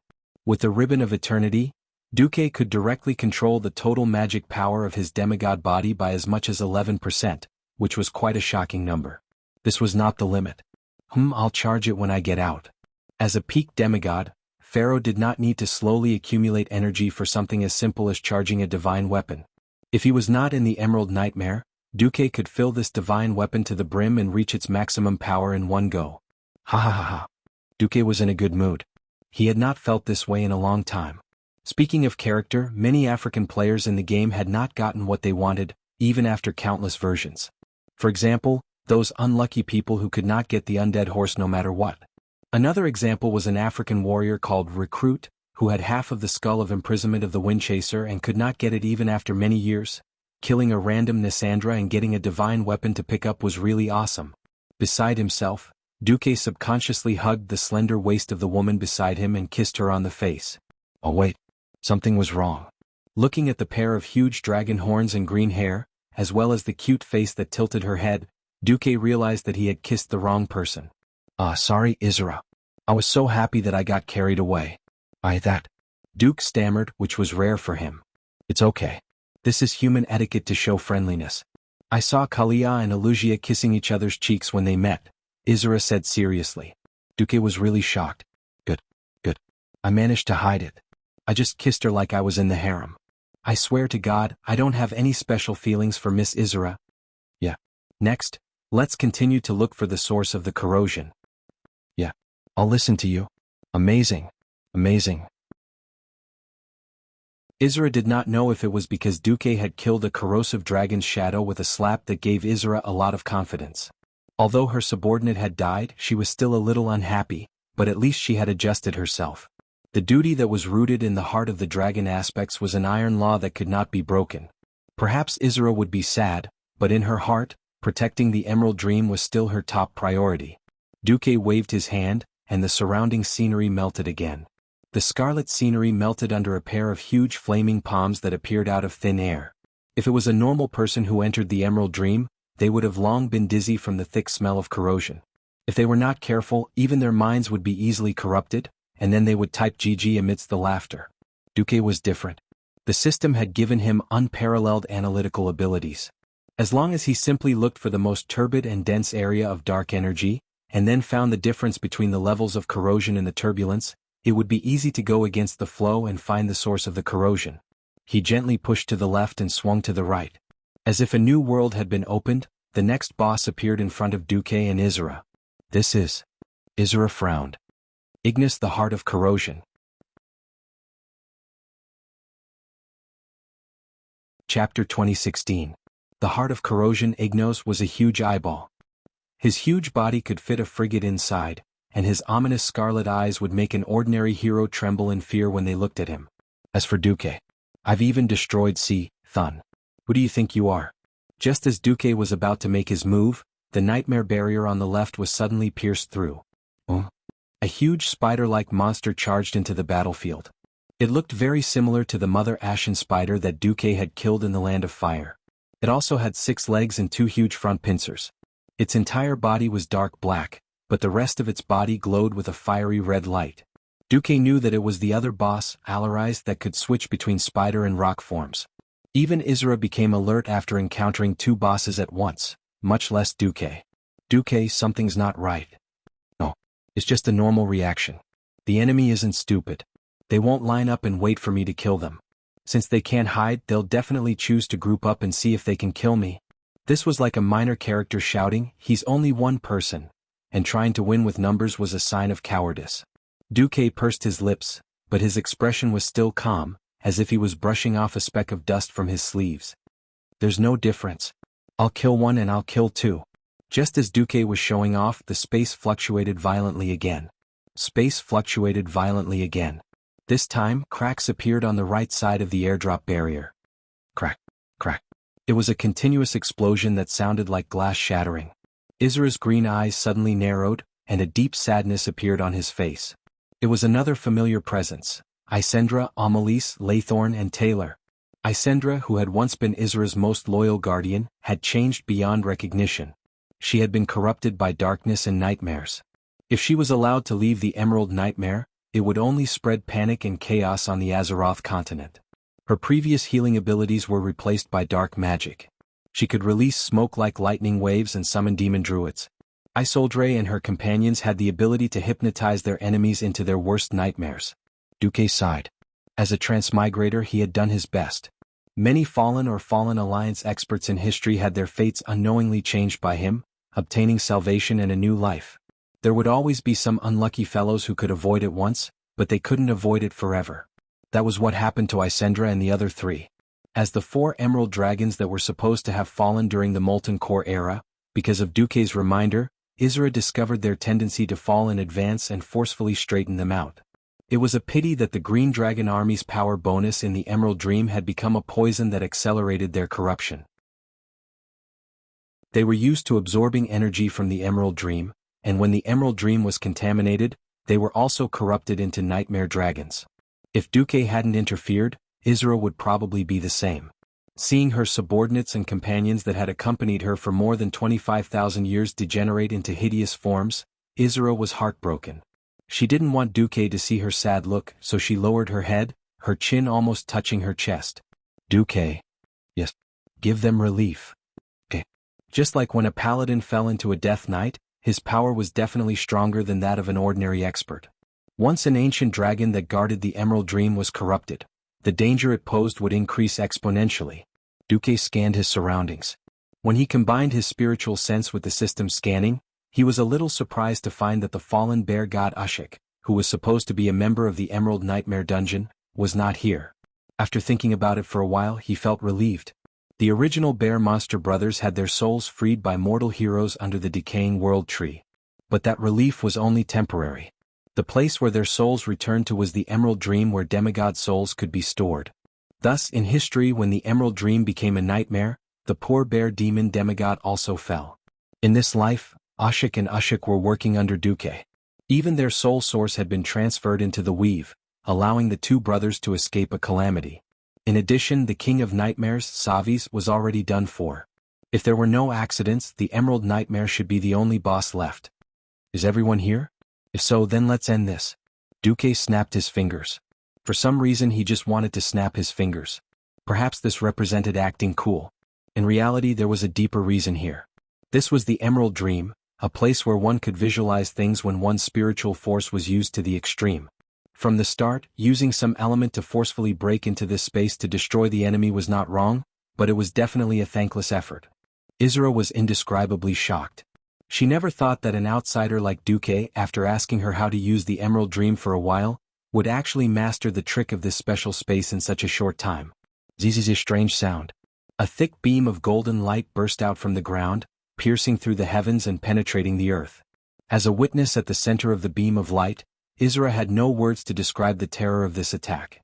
That control was too precise. She had never seen a light cannon that could be hollow. When the light cannon shot out, it created a small hollow area which was like the eye of a tornado. No matter how strong the winds howled outside and engulfed the world, the interior was peaceful and quiet. It was precisely because Duke, the controller, was completely unscathed. The light cannon hit where the 6 huge bosses were. Originally, there were 6 gigantic monsters, but now, from 6 different directions, they formed a circle and firmly surrounded the 2 of them. Who knew that this thick ring of light cannon would directly cover the area where each boss was? The golden ring of light cannons broke through the ground, hit the relatively soft lower abdomen of each boss. The beam of light pierced through the sky, and the bodies of the 6 bosses began to dissipate within the ring of light. All of this took only a breath's time. It couldn't be said to be as fast as lightning, but it was still frighteningly fast. Isra estimated that even with her full reflexes, she would not be able to react in time. The most she could do was create an instant defensive barrier, and the rest could only rely on her powerful dragon body to resist. But the more she witnessed it as a bystander, the more shocked Isra felt. She subconsciously squinted against the strong light, and involuntarily held onto Duque's arm tighter. Bang! There was a sound that was completely different from the explosion in the real world. The attack that Duque summoned was like a new Ungoro crater in the Emerald Nightmare.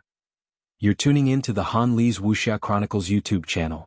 We're so grateful for your support, and don't forget to subscribe to join us on this incredible journey through captivating stories.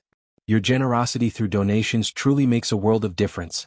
as it's the primary source of revenue that allows me to expand and enhance this channel for you. Thank you from the bottom of my heart for being a part of this adventure.